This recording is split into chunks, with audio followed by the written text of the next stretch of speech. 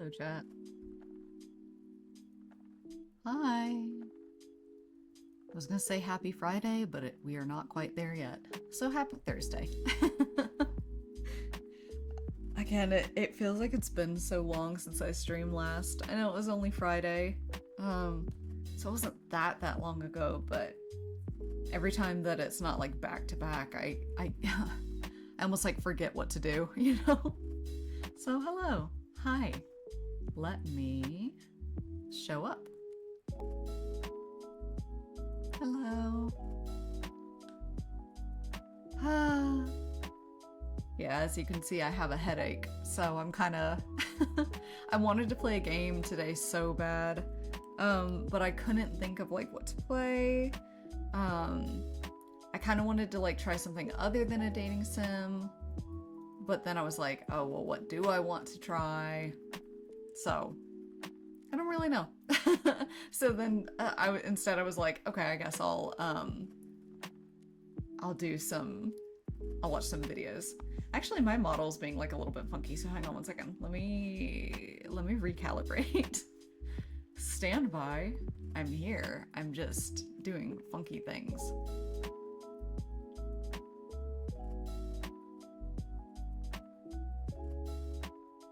I'm talking, and I want to see what that looks like. I want to see. Okay, I think that's better. I think. We'll see. We'll see. And then let me get all my windows back up. Which I'm like not prepared to do. There we go. There we go. Okay. There we go. Oh, yeah, anyways, so I'm here. And I hope you all are having a good day. I hope you all are having like a good week. I hope you're having a chill time. And I'm looking forward to just like hanging out this stream. Damn it, why is my... Hang on, let me change where my model is, because it doesn't... I don't want the little free logo thing flapping around. There we go. Okay, now I should be good. Okay. Well, I guess we'll get started here in just a second. Sorry I'm messing around with my mic. Okay. Well, yeah, I think we're good to go. So let's see. I wanted to point out here in like the, let's see, for you guys, can you see my, oh, somehow you can't see my mouse. That's weird. But yeah, in the bottom there, I have changed the featured to pool soup. Because as part of Uncle Bamp's raid from Friday, was it Friday? I think it was Friday. But pool soup followed, and then we were talking in chat, and I've actually since like talked to them a couple times afterwards. But so yeah, I don't think that they're like a streamer or anything like that. But you know, regardless, they're just like a cool person and a cool chill dude. So so they're our featured Twitch streamer today, or Twitch user today. Maybe I should just say users. Anyways, oh, sorry, I'm so sleepy. I'm probably gonna yawn a lot today, so sorry. Okay, sorry about that. Yeah, as I said, I have a headache. I just took some medicine for it. I had some dinner. I took a shower. So, like, I feel okay. I'm just very, very tired. So, that's why, rather than rack my brain and try and figure out, like, a game to play, which I had thought about throughout the rest of the week, but I couldn't come up with anything. You know, again, I was like, maybe not a dating sim, but oh no, I'm gonna be bad at puzzle games, and just, oh no. So like in general, it was just like, oh no. So yeah, let's see. Let me go ahead and get this pulled up here. I'm gonna vibe off and turn off the music. There we go. All right, there's that.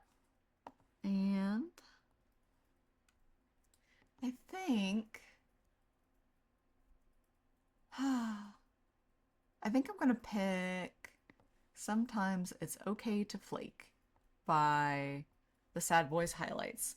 We watched some of their videos before. I like their takes. I like their voices. So let's go ahead and get into it, because why not? I'm like, what else am I waiting on? You know?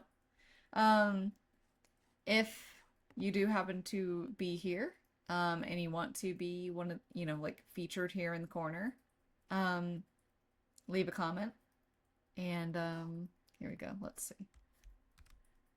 Featured.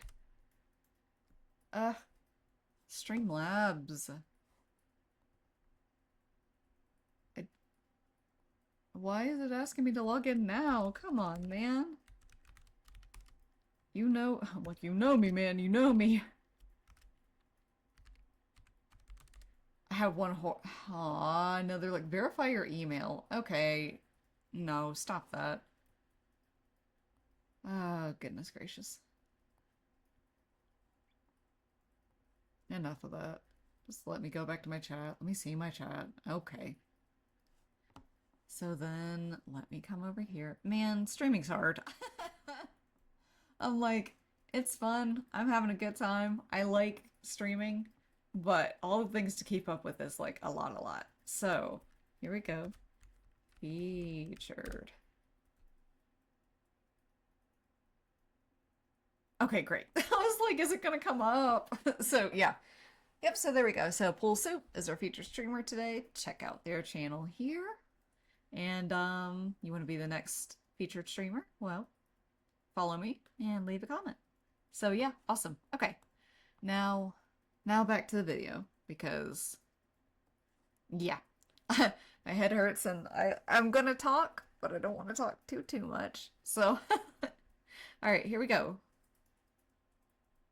Health related on our mental health adjacent podcast. Kind of a loser mentality, but okay. Earlier in our conversation, I try to be present. I try to, be in the moment and talk to my friend, and cameras are witnessing that. But then I remembered that after the podcast today, I have plans with someone, and I think I will enjoy those plans. But all I really want to do is play RuneScape. And yeah, I got psychic damage thinking about the fact that I have to do something other than exactly what I want to do. Oh, yeah. Oh my god, this is me, like, constantly, all of the time. I, like, make plans because I'm like, oh, it'll be good for you to do this, and, like, you'll have fun, I promise, and, it will be good. And then literally, like, as it gets towards the time, I'm like, oh god, why the fuck did I sign up for anything? Like, I hate doing things. Why did I think this was a good idea? So just every time, man. I absolutely feel this, like, with all my heart and soul. Sometimes wish I could enter a time void where I get all of my hyper focuses out, so that I don't have to, like, shelve my real human relationships while I hyper focus on something. Yeah, they shouldn't exist in the same realm. It's like object permanence. Like, you know when you're on like the East Coast and everyone else is asleep back home for a few Yeah. But, I'll also say too, and I think it's a little bit different than what they're talking about, but I know specifically for me, more than anything else, more than like a hobby or anything like that, more than anything, it's being at work. I have a full-time job, so being at work and then only having a couple of hours to myself at the end of the day, and then, like, I have a day on the weekend where it's just me, and then otherwise I'm around other people. So that day where it's just me is, like, absolutely, like, I cherish it. And so whenever I have to schedule things for a Saturday, I get psychic damage, like he said, because I'm like, oh god, I don't want to do it. As I get, like, closer and closer to it, I'm like, it'll be fun. I promise it'll be fun. But I like hate it every second up until I'm, like, doing it. Because I'm just stressed thinking about, like, the relaxing that I could be doing, hours, and you're like, well, this is when I do it.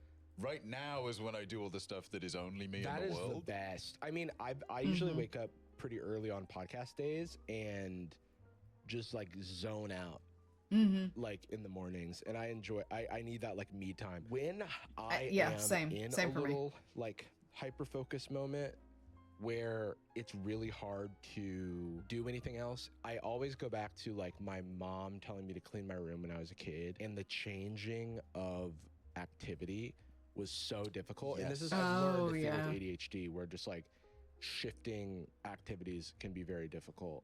Yes, yes. I have relax mode and I have like work slash doing thing mode. So for me, I'm like, again, full-time job. I go do the full-time job.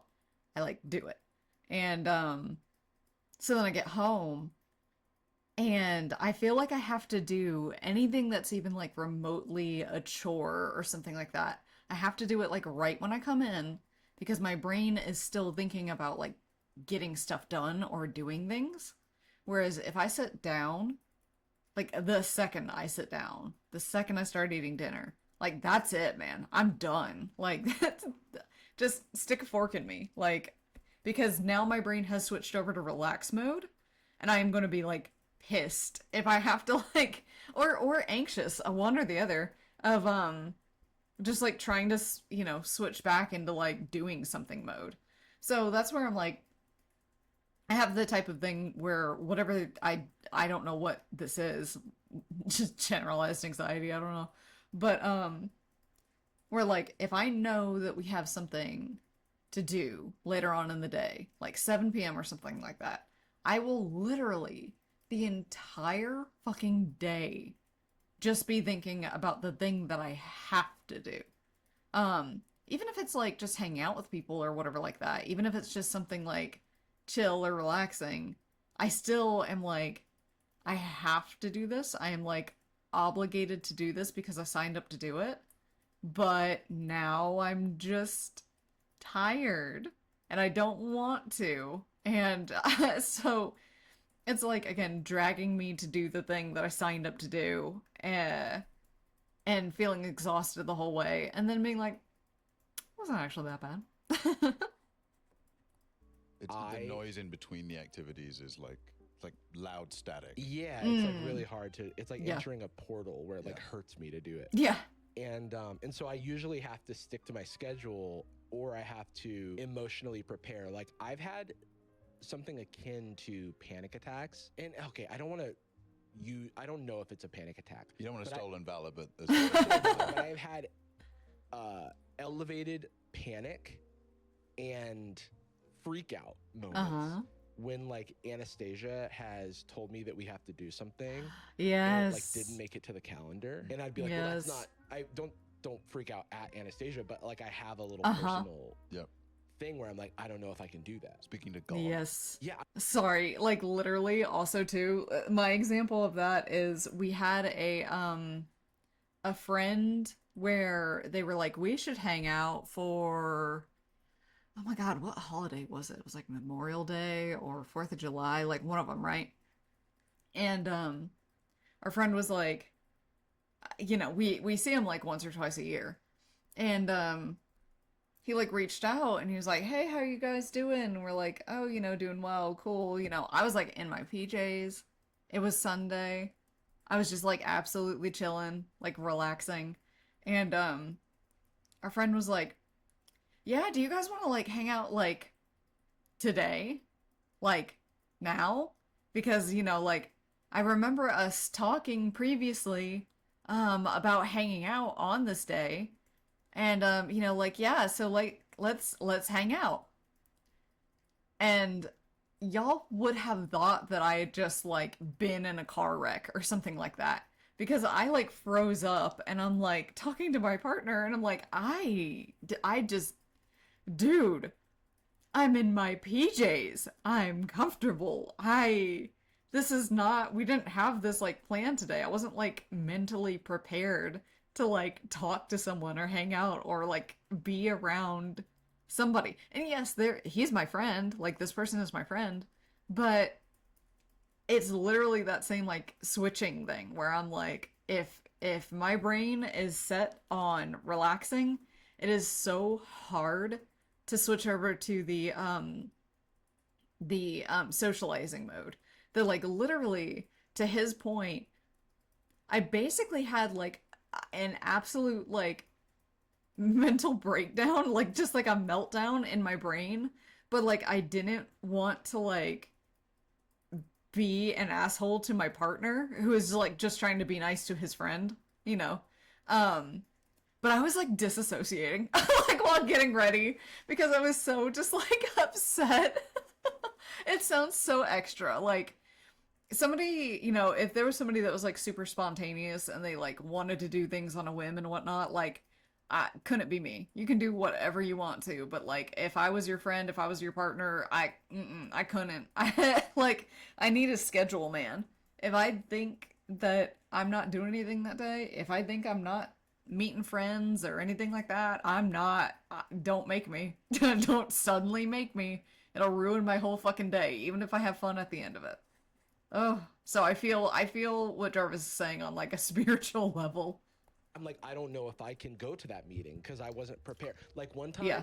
it was a dinner. Yeah. It was a dinner and it wasn't on my calendar, and it was that night, and I canceled the dinner because I emotionally wasn't prepared, and I want, and I have in instances described this to other people because I don't want to go too deep into like the annals of my mental illness.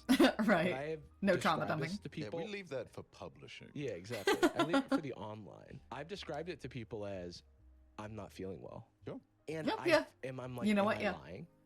But it almost feels like I'm doing the thing where I'm not treating, because mental illness is invisible, I'm not validating my own idiosyncrasies in my own brain. But to be fair, like we can spend as much time as we want learning and relearning and reconditioning ourselves to be comfortable with forgiving ourselves for our mental hiccups and saying out loud, mental health is real health, blah, blah, blah, blah, blah. But not only do you have to kind of re-up that for yourself, and if you're feeling low, it's harder than ever. Mental health to dental health, I hear skincare. You also do have to account for the third party.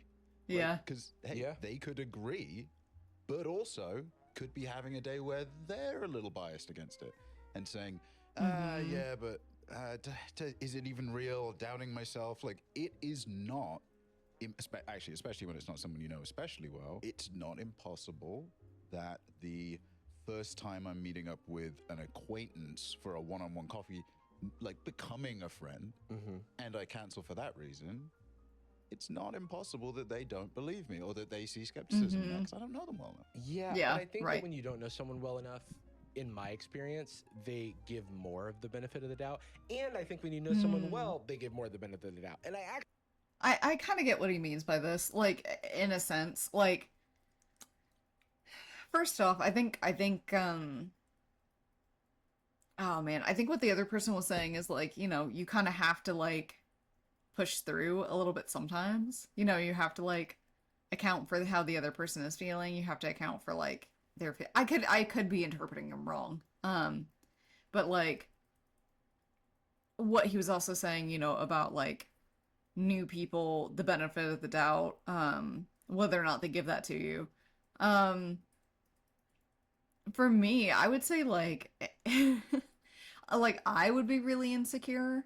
So I like most of the time like don't ever try to call out. The only people that I like am willing to call out for and to say like no to things. And even then I don't say no. I also will say like I'm not feeling well rather than just like I don't want to come.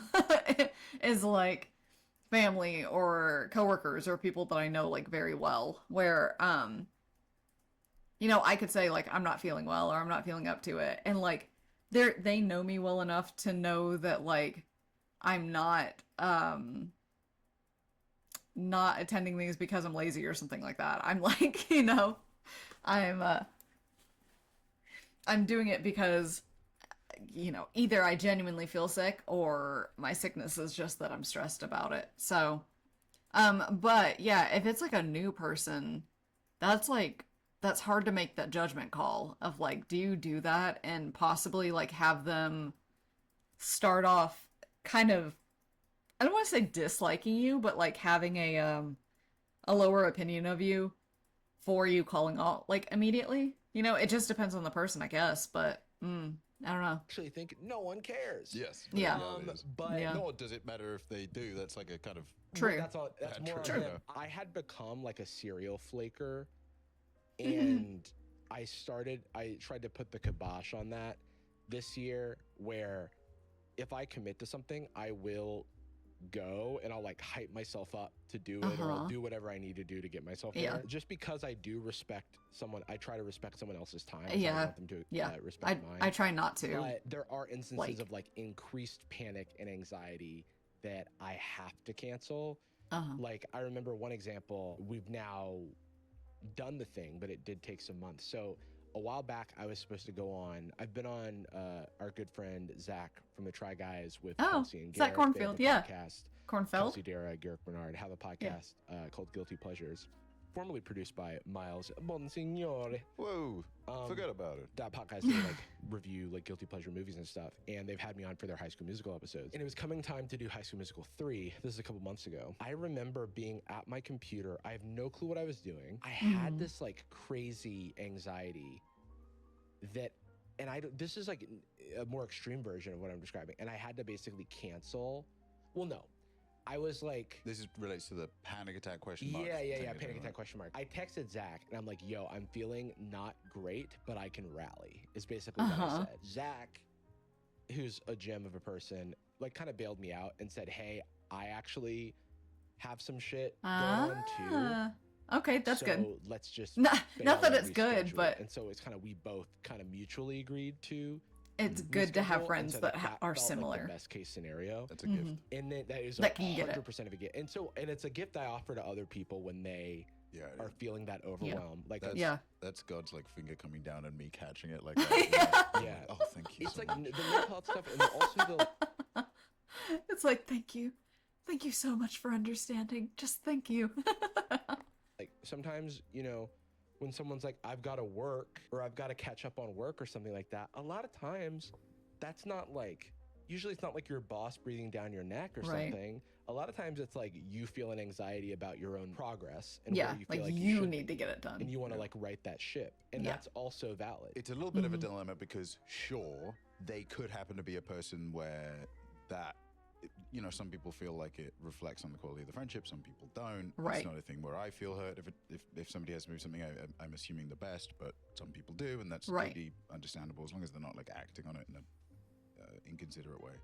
Mm-hmm. But there's no screening for that, and you don't know how someone else feels about something. Yeah. Right. And ultimately, I think it is kind of a nice litmus test of a good friendship. I mean, we've talked about this infinite number of times, but like, we both have a history, a regular couple cornflakes, and spent this year and a chunk of last trying specifically to address that.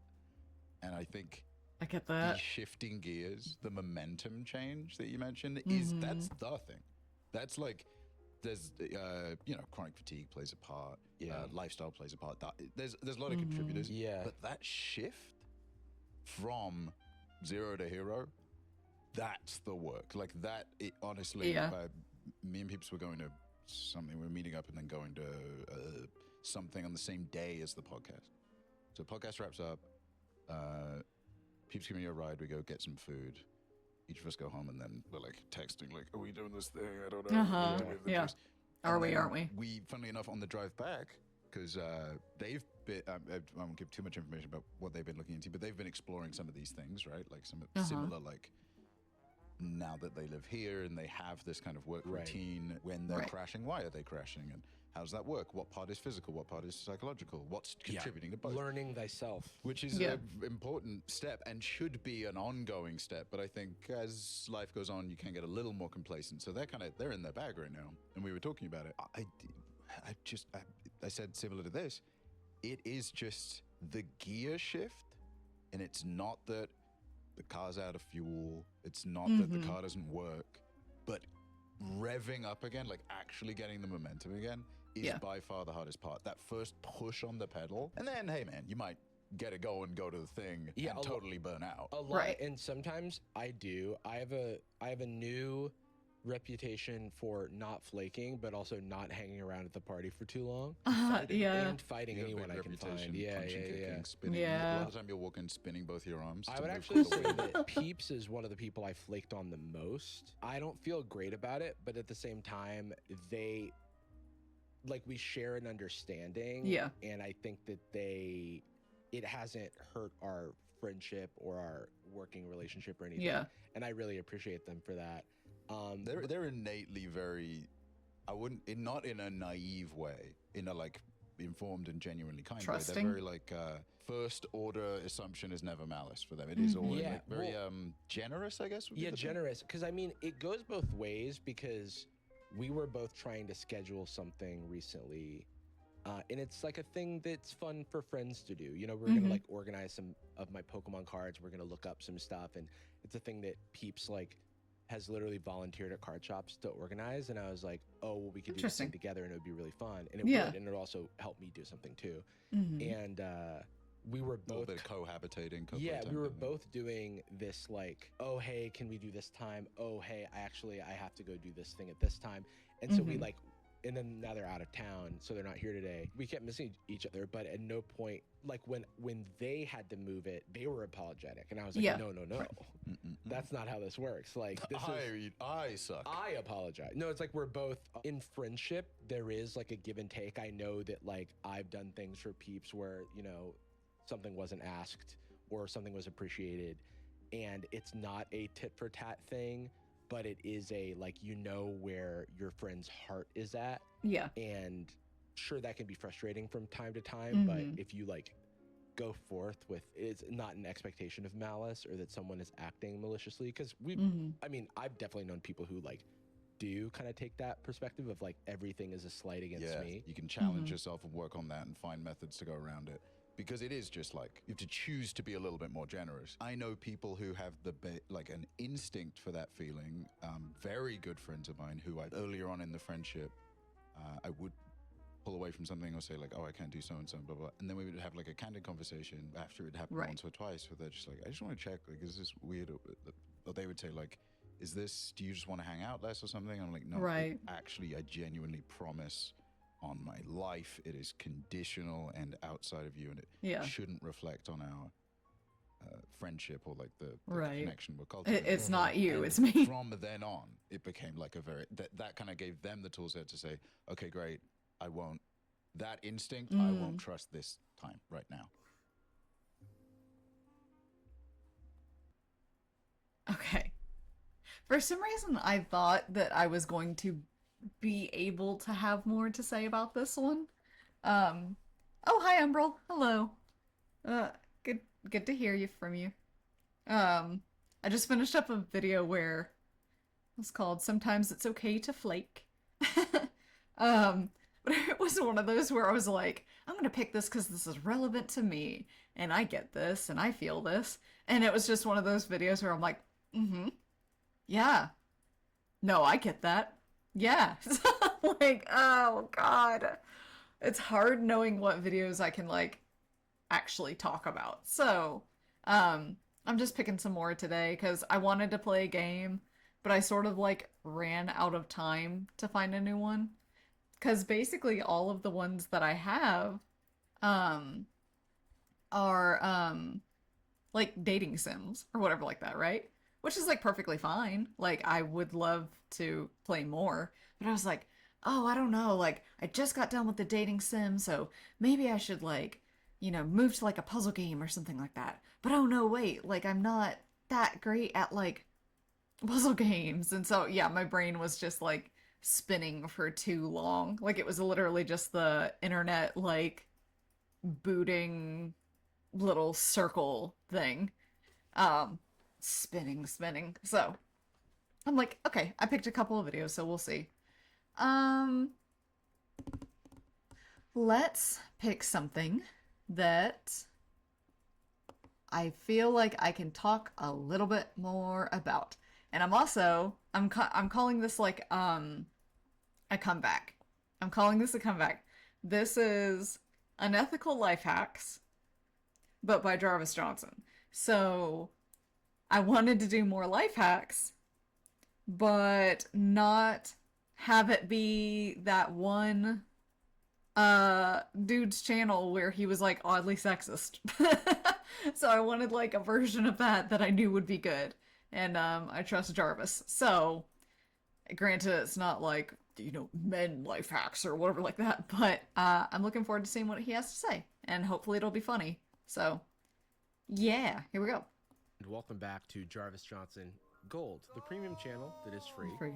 It is free. But if you're watching this, you're premium and ethical, I would like to say. There's I a hope trend so. recently Damn. on social media, YouTube, Instagram, TikTok, of unethical life hacks. Today, we have Okey-doke. collected a number of creators who are engaging in such hacks. Oftentimes, I ask myself, if I engage in I was the like unethical collected. I thing, see interviewing them. am I a part Whoa. of the problem? So I try not to. So I'm going to do that by just talking about other people doing it, because people are messing with these videos. They're popular videos. I'm going to review them. I'm going to review them on their efficacy, on their ethnicity. Review them on their ethnicity. How ethical they are.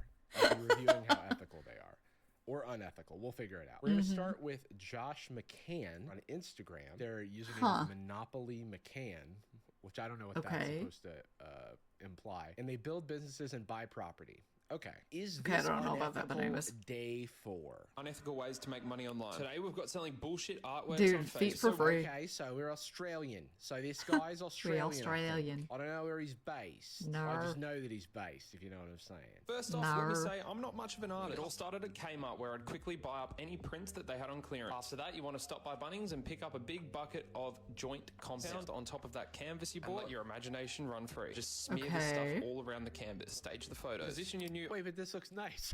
Yeah. You have to go to Kmart and buy art. Well, I mean, I guess he didn't want to buy like a new canvas. Maybe that's like, you know, whatever. It's cheaper to buy one that's already like has art on it or something. But I'm like, I don't know. He like actually made art. Like what? Like, hang on. Is there a way for?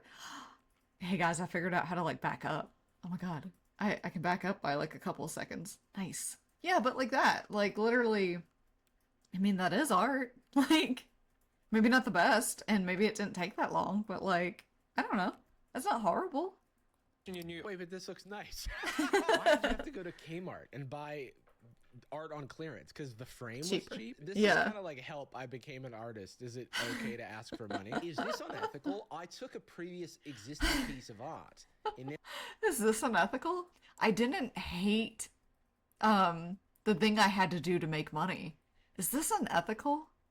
Is it unethical to feel good and still be able to make money? Find out next time on Dragon Ball Z. and I, like, transformed it Oi, using painting tools. Now I'm selling my art. my art. And that's the, and that's my fucking scam. And that's all there is to it. Slap this on Facebook Marketplace. Okay, I don't... no, the answer to your question, is this unethical, is No, it's not, Because no. you're not saying large textured artwork from famous artists. Right. You did do art. You did labor, you did artistic expression. But You didn't man, even selling do it for the, like, $200, basic that thing is where a it's lot, it's but just I a mean, blank white canvas. whatever, Imagine so. with your mind, that's how my art is challenging you. They made art. Anastasia worked at an art museum. Did they make art? They made art. They made art. They made art. So on a scale of, is it unethical? No. No. And I do understand that that's not a scale. That is a Boolean binary. Okay. Sold So at an literally average of zero. $250 to $300 a piece for around 10 minutes worth of work. New methods like this every single week. So where they're being Okay. dishonest is that it's 10 minutes of work.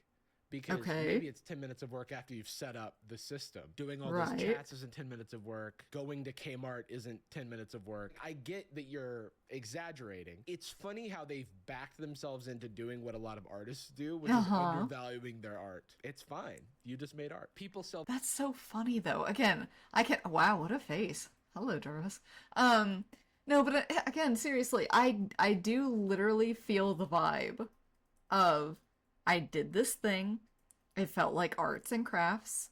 It was not hard for me to do, and it was kind of fun.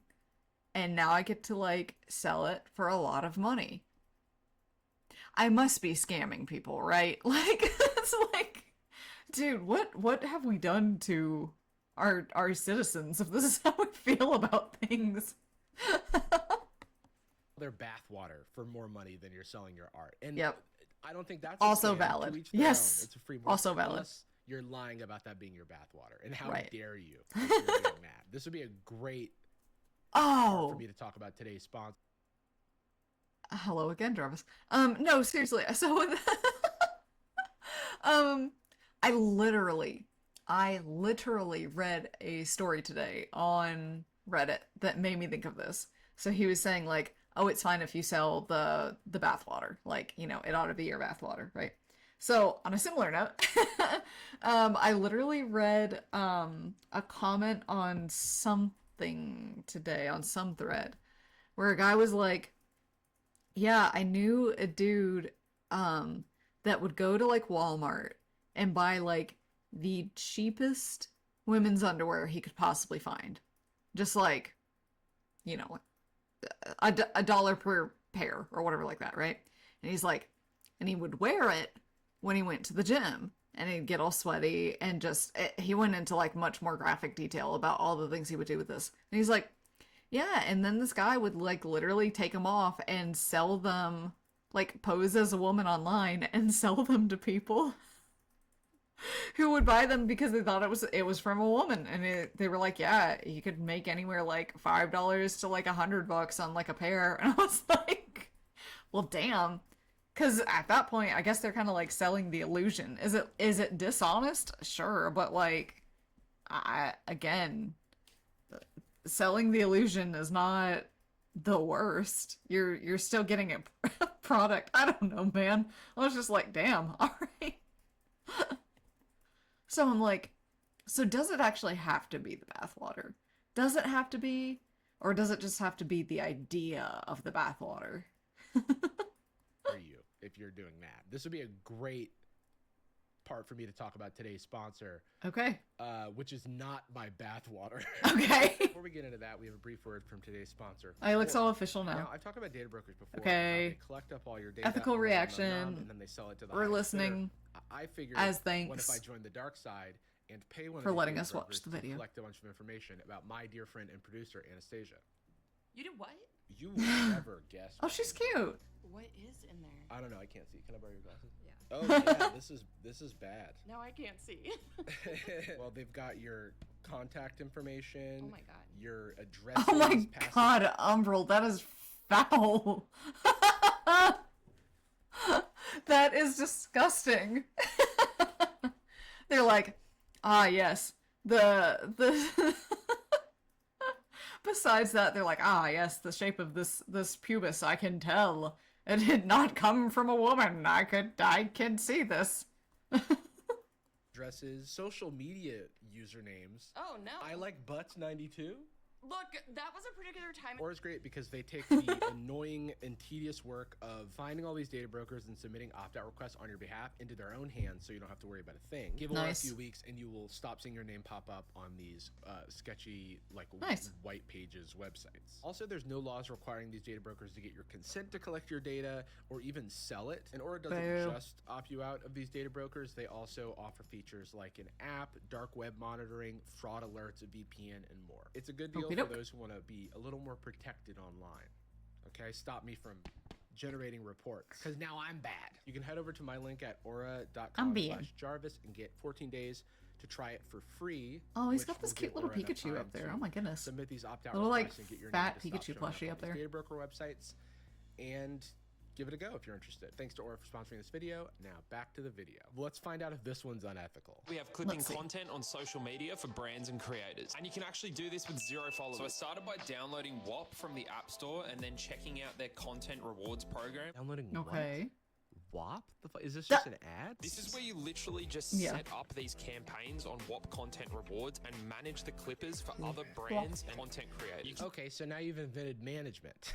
Is it unethical? No. Once again, it is work, and it. Am I okay, I feel like I'm losing my mind. Is that not like... Isn't that a slur? Like, or it sounds very similar to one? Like, am I losing it? Because he said that, and I was like, I think it's spelled differently, but I'm like, I don't know about that. Dog.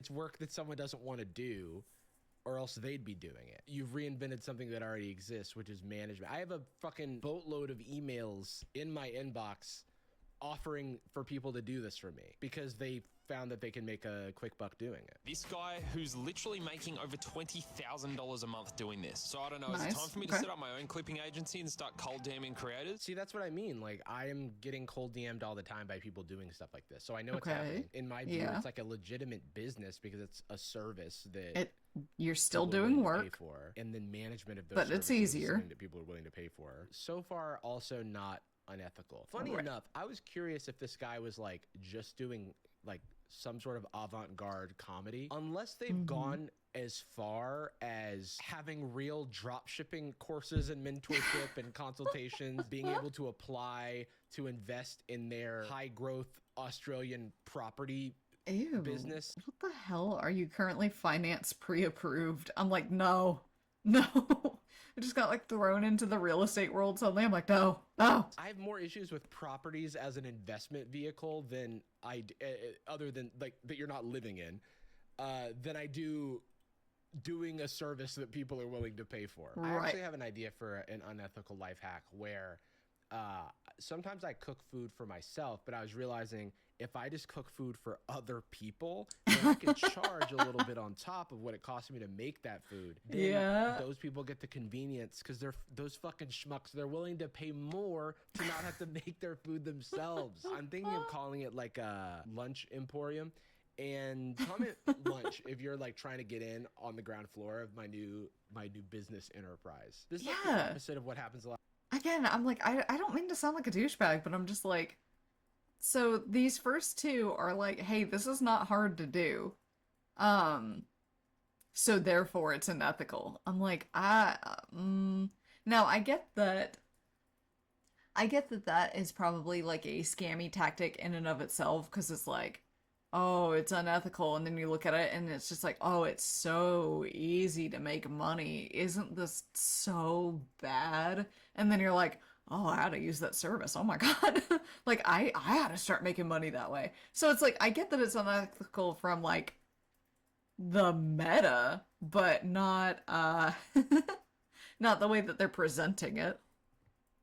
On social media where people call everything a scam. This person is like the reverse of that. It's almost like right. they're saying, check out this new scam I found, and it's doing honest work. Today we have clipping content on social Right. media for brands and creators. The unethical thing would be to clip other people's content that you don't own and then post it as yourself, or Yes. to make money without the creator's consent. You know, like some creators don't mind, like I don't really care if you Clippers. make money clipping my content. It depends on the person, or it depends on the content, right? Taking Yeah. someone else's intellectual property without their permission and then profiting on it, that is unethical.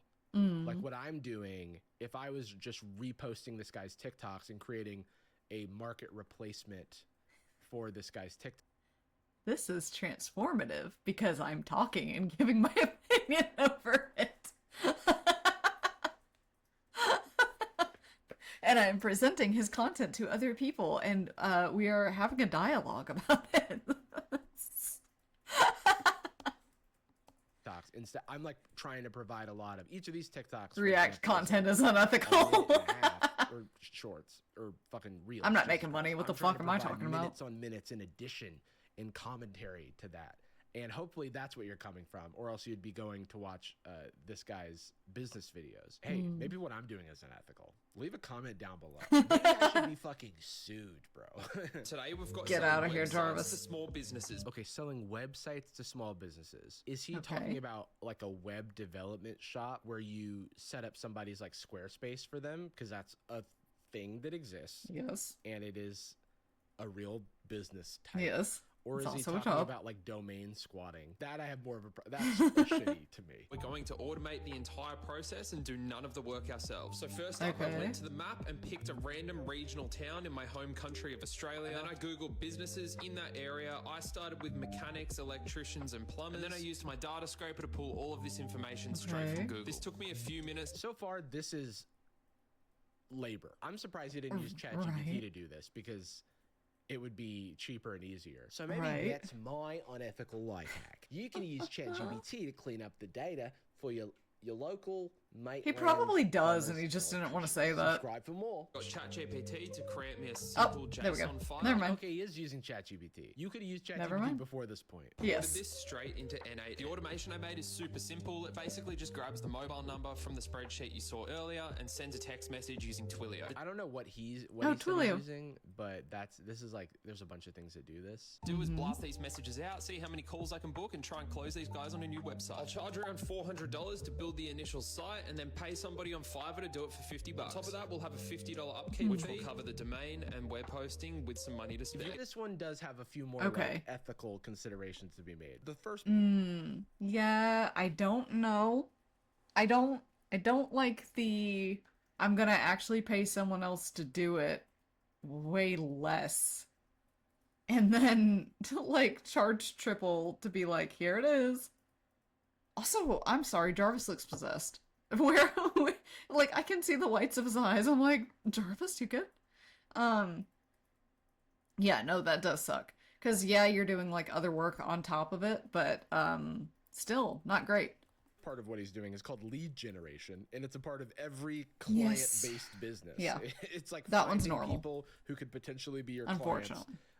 aka leads, and then going and doing outreach to those leads. The other aspect of this, the Fiverr part, where he pays someone on Fiverr to make a website, he charges more than he's paying on Fiverr. However, what we don't know is what sort of, is this a one and done situation? Most Right. of the people he's going to be reaching out to are not ready to be web hosts, so they're going to need some sort of consistent maintenance. Or it's not free to keep things hosted forever. So is this a one-time payment thing, or are we on a subscription?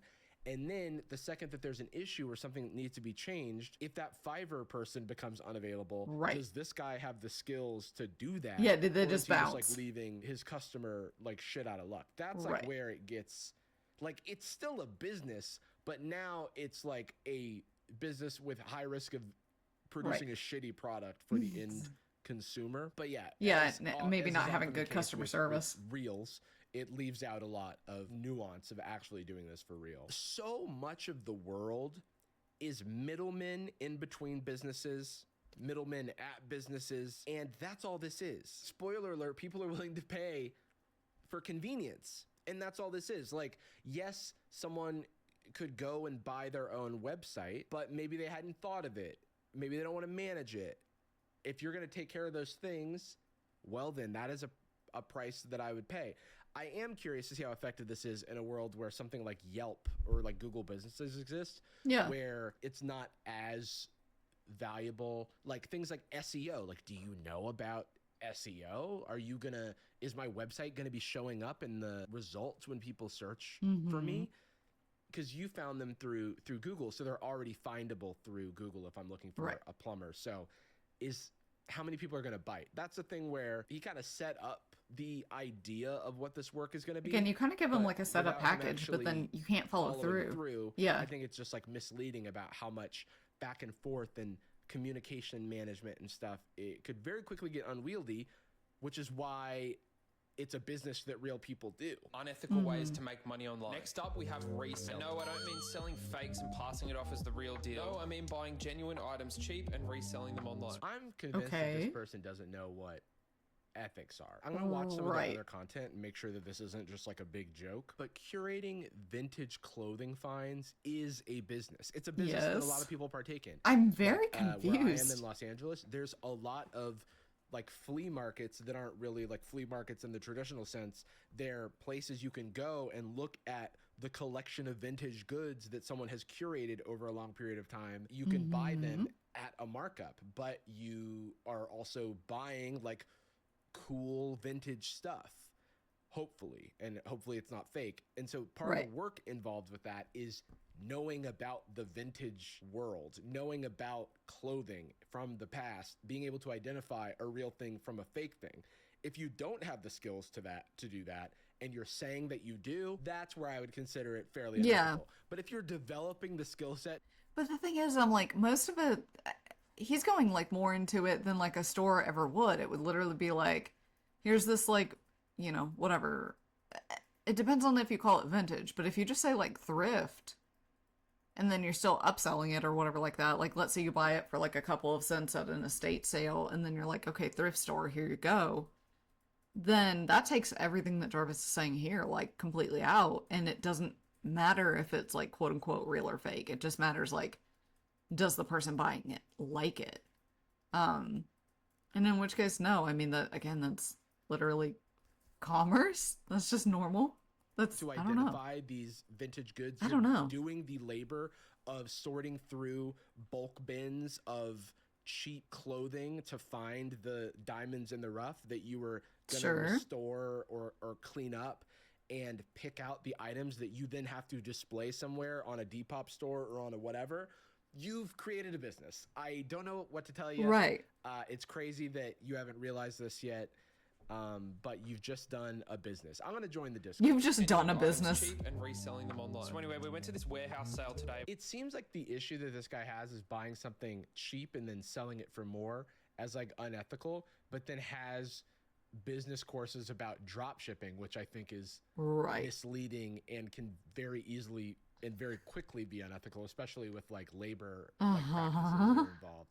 And investment real estate, which is a whole other can of worms, but I don't personally think that like businesses or individuals should own tons and tons and tons of properties that people could be living in to hold as investment vehicles. Just my own personal opinion. I think that the ethics of that are worth way more discussion than Yes. finding an OG Old Navy shirt or something, and from 1960, Buying it for $2, selling it for $5. Yeah. Oh fuck. Horrible. So unethical. These pants, for example, retail for Oh, Dickies are $100 good. each, but here they were selling for $15 a piece. Anyway, we stocked Oof. up on a whole bunch of stuff, and we worked out that we spent around $250 for $1,300. Right. The reason that you Right. could buy these things at this discounted price is because there's already been a process by which these things were not sold at the maximum value. And you are making an investment that you can find the issue is finding the market, finding the Right. person who is going to want that thing, Right. curating the vibe such that when you set up your pop-up shop or you set up your online store, that a person looking for that thing is going to find it. And you have to hold all that shit in your home. And so it doesn't I mean, it gets like, you know, if you're gonna do that too, like buying it for like a good brand. Like again, Dickies is a good brand. Those are good pants or a good shirt or whatever that was. Again, retail for 99. And they're like, "Oh yeah, I bought, you know, for 15 a piece." I'm like, "Well, I mean, people that know Dickies are going to know that it's, you know, good. So even if you put it on like eBay and you're just like, "Hey, I'm going to sell this for like $30." You made a $15 profit. Like, I mean, you could go even higher if you wanted to. You're probably not going to get like the full ass 99 or whatever, but I mean, again, that's just commerce. I'm confused. I am Confucian. scale well, because if you have too much shit, then now you're a store. Surprise, you've become Target. As soon as I got home, I took some photos and got the eBay listings crafted. Now they're all up and running and already getting some traction. Anyway, And then he left a Right. comment saying, "Personally, I'm already thinking this is too high effort / low reward, but I'll give anything a go." He also took Right. good looking photography. Mm-hmm. That's marketing photography. It doesn't matter how like lo-fi or how you're not a professional to do this thing, because most of these businesses, most things in this world are fake Right. smoke and mirrors and vibes. Okay. Right. And that's all this guy's doing. There's like nothing wrong with doing that. It's just not going to be, it's more than likely not going to be your ticket to financial freedom, which is what we're hashtagging. And it's also not passive, which is what we're Financial hashtagging. freedom. But it does What- make you an entrepreneur. What are you? Well, now, hang on. I am going back. Passive income. That's not passive. I mean, that's really not. Like, I guess he's trying to be like, oh, it's like, again, not that hard. So it's no, passive is literally you're not doing anything. You have money and it's making money. Like,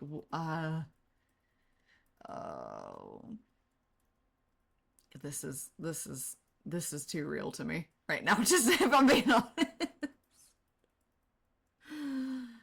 We literally had like a meeting this week about this kind of thing. We literally had like stuff at our office very recently about this, and I'm like, I don't want to hear about it. I'm crashing out. I don't want to hear anymore.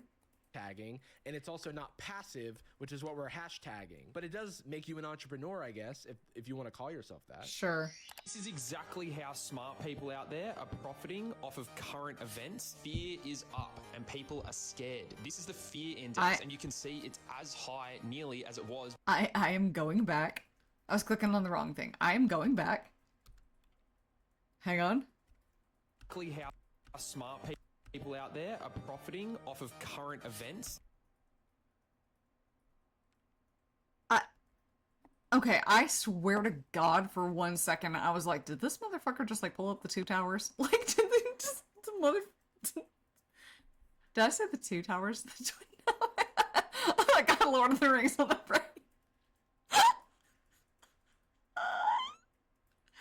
Okay, sorry. Fear is up and people are scared. This is the fear index, and you can see it's as high nearly as it was back during COVID. So what happens to the market when people are scared? I'm gonna cut this off Right. early and say it's opposite day for our friend Monopoly here, because the things that he's currently talking about in this short are how you can like make the market work for you during wartime and times of high fear, which is like not what I want anyone's priority to be when there are horrible atrocities happening in the world.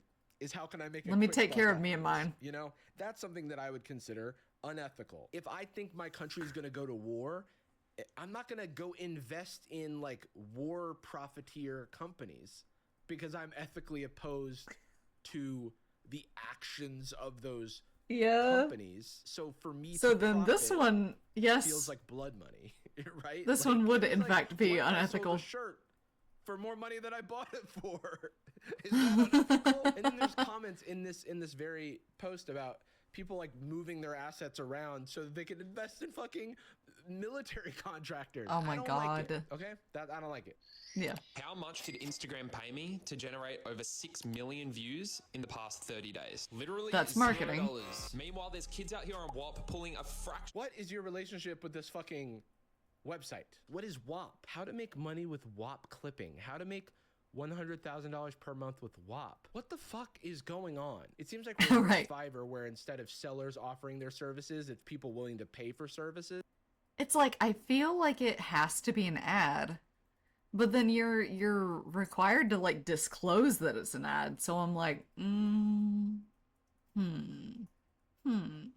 It's kind of like on Craigslist where you could do one or the other. Oh, okay. Comment WAP and I'll send you a link to get started for free. This is an affiliate situation. All right, buddy. Let's peel Okay. back the curtain here. This I man thought that you is had to- generating leads, which we've Right. previously discussed, which are everyone who views one of his videos as a potential customer to go to WAP. It's pronounced the same way as the fucking Cardi B song, and that is that on purpose? That's all of us Probably. at the top of this business funnel. So let's Probably. say some small percentage of those people comment WAP, which we can see here. Now, he's gonna DM them, make them feel special, his special link. And with that link, Speciallink.com. it's gonna say ampersand UTM param refer whatever the fuck Monopoly McCann, and then when you click on that link, it's gonna attribute Monopoly McCann giving you that link to WAP, and then WAP on their back end is going to be like, Mr. Monopoly, you've given us 1,000 new Whoppers.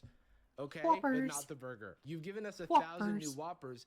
Here's your cut of cash. And that's like a little sub hustle that's happening within his content, because he's grinding. But this motherfucker, Again, I'm like, I just want to know. I'm like, I'm so curious. You know what? Actually, I am literally gonna Google this shit real quick. I need to know. I'm like, wait, hang on. Are you required to disclose affiliate on Instagram? Instagram. Yes, it is legally required to disclose affiliate relationships on Instagram. Okay, but like, did they have to do it on the video? You can use hashtags to disclose your partnerships, placing them at the beginning of your tags.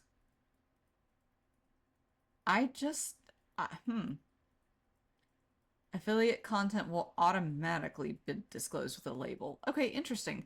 But okay, so the whole reason that I looked that up at all is the fact that like it doesn't seem like that guy has that set up, because Jarvis was like, why, why why is this guy basically advertising this?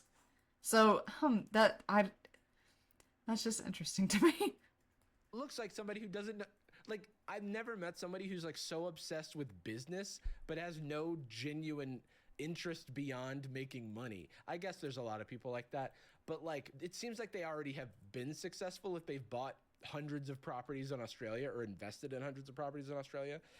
It really is just lead gen at that point. It really is just for the purpose of getting people to sign up for his courses, and it's possibly use him as like a real estate investor or whatever like that. So, I mean, again, this is God, what does it remind me of? Fuck, I don't remember, but let's see. The less obvious. Well, god damn it. There goes my chat. Hang on. Streamlabs. You're killing me. You're killing me, Streamlabs. Okay.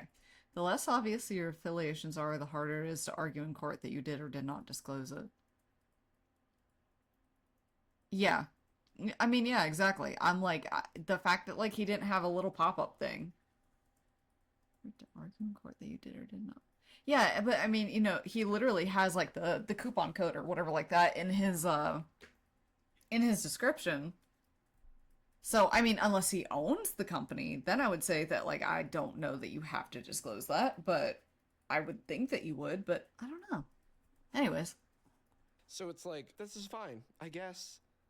But if I'm ever sponsored, this would be another great time to cut to a sponsor. If I'm ever sponsored, it is clearly labeled. And I just can't imagine a world where you're like promoting a app or service so much for free where you're not seeing the upside from it. Okay, my review on the ethics of Monopoly McCann. The stuff where he's asking if it's unethical, actually ethical. The stuff where he's not, I have questions. Next up, we have...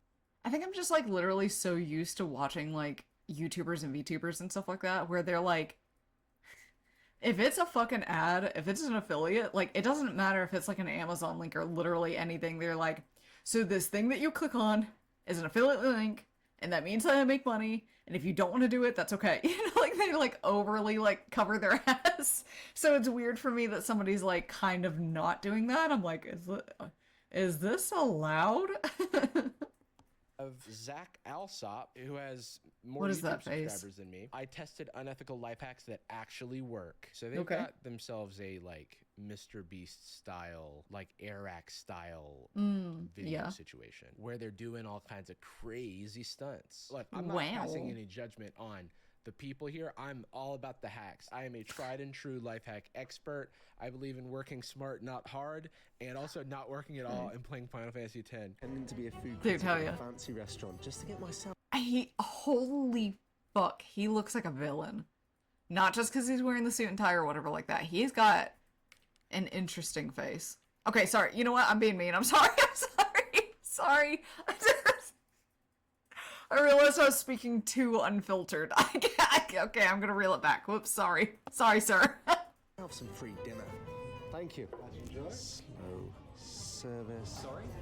Oh, nothing. This is very easy to stage, but also, if you have 2 million subscribers and you're filming at a restaurant, you may as well be a food critic because you can say bad things about the restaurant to your audience. Well, most of them aren't technically illegal. If I do get caught, there's a good chance I'll be arrested. All right, relax, bud. You think you're gonna get arrested for pretending to be a food critic at a restaurant while you're filming and critiquing the food? Okay, all right. Sorry. Again, I'm about the hacks. First, I'm going to show you a naughty little method for getting free parking. Parking in New York is expensive. Well, yeah, because no one drives in New York, so that's your first mistake. $70, $300, but that's fine. I hate New I've got York. an unethical life hack, which is going to get me free parking in the best spot in town all day. This spot, to be exact, located directly in the middle of Times Square. Man, sorry, my fucking anxiety just like went sky high, seeing how fucking busy that street was. Hang on. This spot, to be Hang exact, on. located Jesus Christ, there are too many humans in the world. That's so packed. And I know it's not even as busy as it could be. Wow. Also, just, I'm surprised Old Navy in Gap exists here. directly in the middle of Times Square. My question is, how did you get that drone shot? 'Cause Right. that is elite. That'll get you arrested. That better be some stock footage, man. There's some. Don't mess around with New York. Oh, look at Drone Snap. There we go. And Okay, drone cool. I snap. park here? No. So Make to a park here cowboy. completely for Okay. free. All you need is a big red bow and a sign. Okay, so this is illegal. That is- this is yeah. okay. So you just done a crime. That is, And in look, fact, who cares? unethical. I'm not gonna tell. Even though I just did. You did this in the past, though, so. Not all crimes are unethical. Yeah. Not all laws are ethical, but you did say they're not illegal. And this It is is absolutely. fraud. Yeah, I It was is gonna also say. trespassing. I'm a fucking narc right now. To Yeah. do any sort of display in most cities, you need a permit to do so. And if you Yep. don't, then it's against the law. And I'm not the cops, all right? I'm just saying you said it wasn't illegal, okay? Don't get mad at me. I'm just Don't get it I'm just twisted. pointing out a fact. And then also you're lying about this contest, which is a form of fraud. I mean, it's Right. illegal, you know? I mean, I'm sorry. I don't want to be the laws guy. The ethics we could talk about. Guys, win this car for free. Yep, the plan was to make the car look like it was part of a competition. God, what a Times shitty Square, which sign. is full of ads. This is very like prank coded also. Right, The okay. funny thing is that in New That was what it made me think of. Like, just the setup. I was like, this feels like a fucking prank channel. York, I feel like no one gives a shit. Sometimes Right. I park my car and I put 2 There was a hours on naked the dude meter, walking around. and They I don't come care out about a 2 hours car. and 30 minutes later because it was a meeting or I lost track of time. I have a ticket and I pay my ticket and I go, oh, drats. And yeah, I did illegal, I guess, but I paid my dues. Yep. Okay, so you're just gonna get a ticket, brother. You're just gonna get a ticket. And who cares? No one in New York wants that car anyways. I'm walking here. Gonna Hey. enter. Hell yeah. Yeah, I'm gonna enter.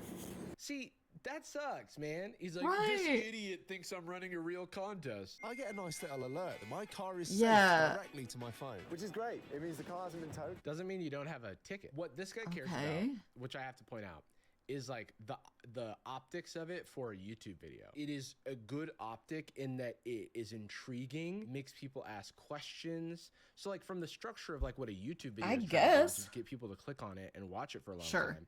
I totally understand why they did this and why it's framed in the way that it is. I'm just here about the hacks, okay? So I'll do Right. another hack. I've booked an He's like, I'm taking it seriously. first-class flight, and I have no intention of getting on it. That's because for this hack, I'm booking a refundable first-class ticket to gain access to the first-class lounge and all its free food and drink, and refunding my ticket just before takeoff. Hey, this one, I could care less. You were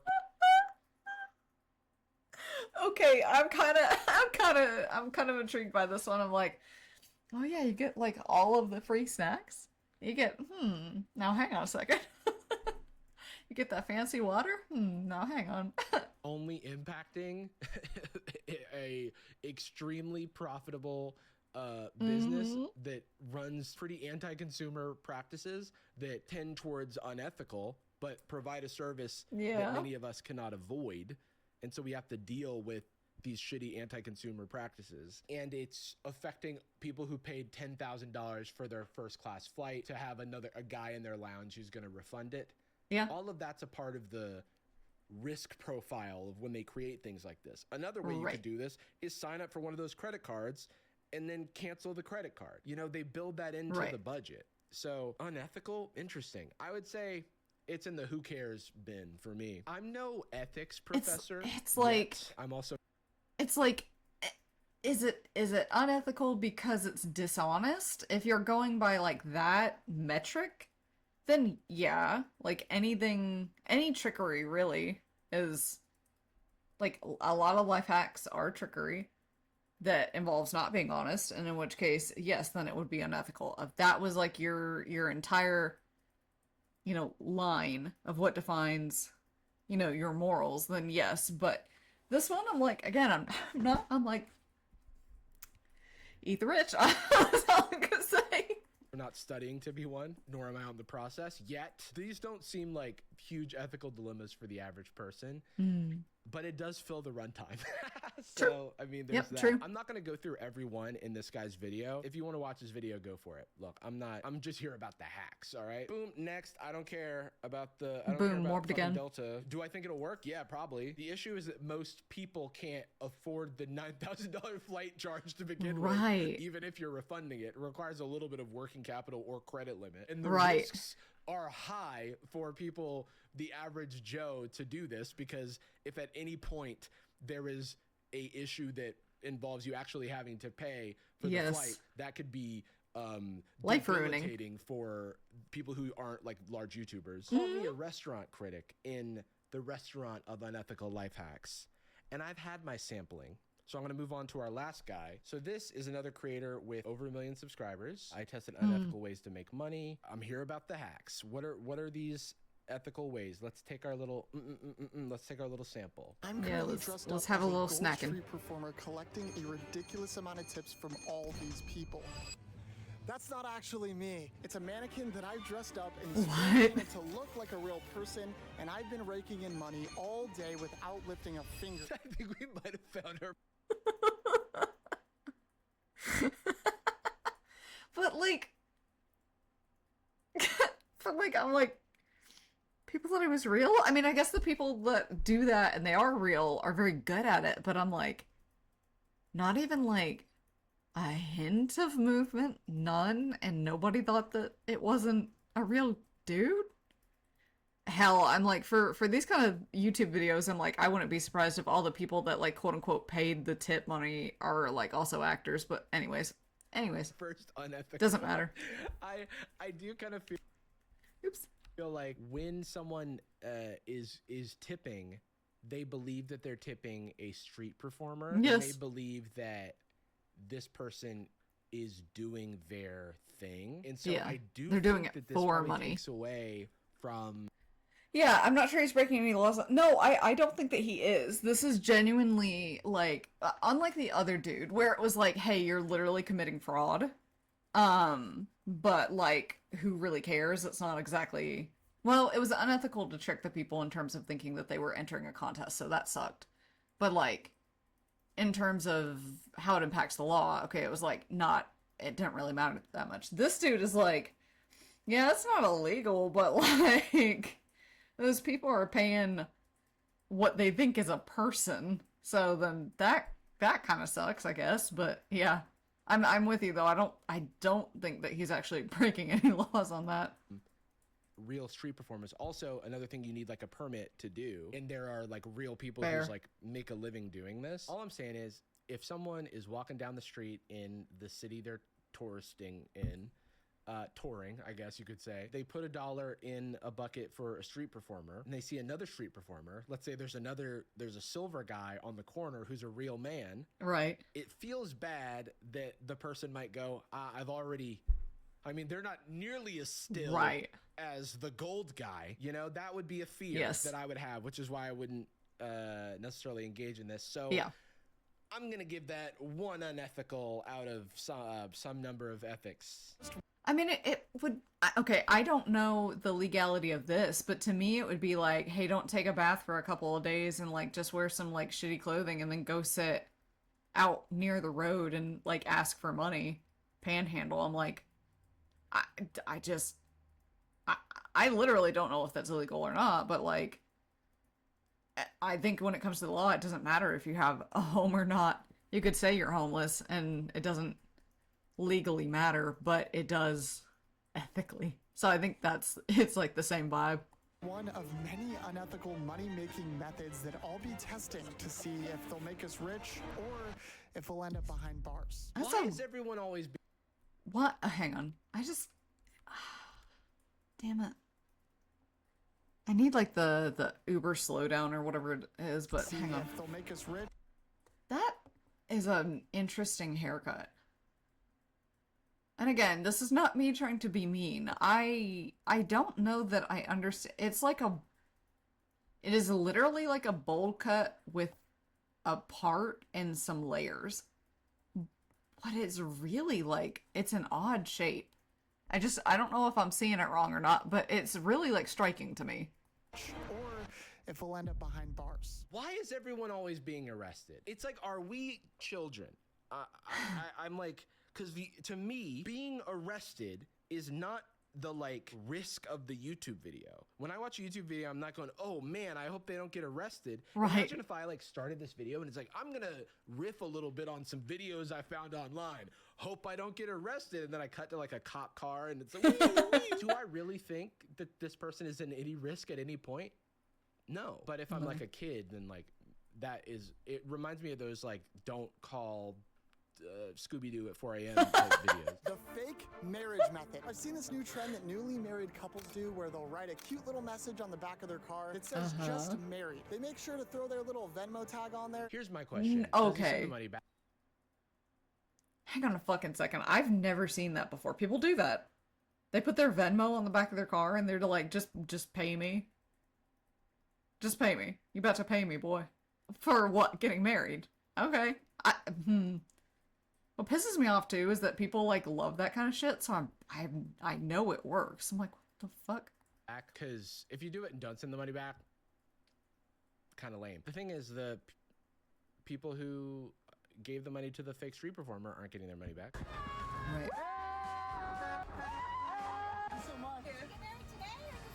Today. I like doesn't feel great. It's like one of those things. It's like just a prank because it makes me not feel illegal, like people's goodwill but unethical is being misused. You know, this is the closest someone has gotten to questioning ethics. If I'm being honest, you know what? I actually commend Jack for trying things that are actually unethical. We have a Venmo on the side. There's nothing unethical about asking someone to Venmo you, but under false pretenses, bingo, you got an unethical. And as someone who's here to find the unethics, Jack actually did test it. I'll give him that. Yep. Congratulations from a car on PCA. It took 45 minutes, but we just got a $5 tip. Okay, 45 minutes? I wish Alright. I wasn't doing so many unethical hacks. Again, not gonna go through the whole video, but good on Jack for actually challenging my ethical framework and doing unique things that I hadn't seen. A lot of work went into this.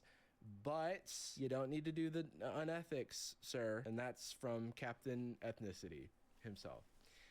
Captain Ethnicity himself? Bye. Wait, what? What did I just fucking say? Jarvis? Okay. Let's see. No, I did not ask you to play that. Stop that. I don't like autoplay. I should have it turned off, do I not? I thought I did. I do, and it just ignores me, so that's cool. Okay, let's see. What time is it? It's 7:18. I want something even lighter. I want a nice little fun thing. So I have two in mind.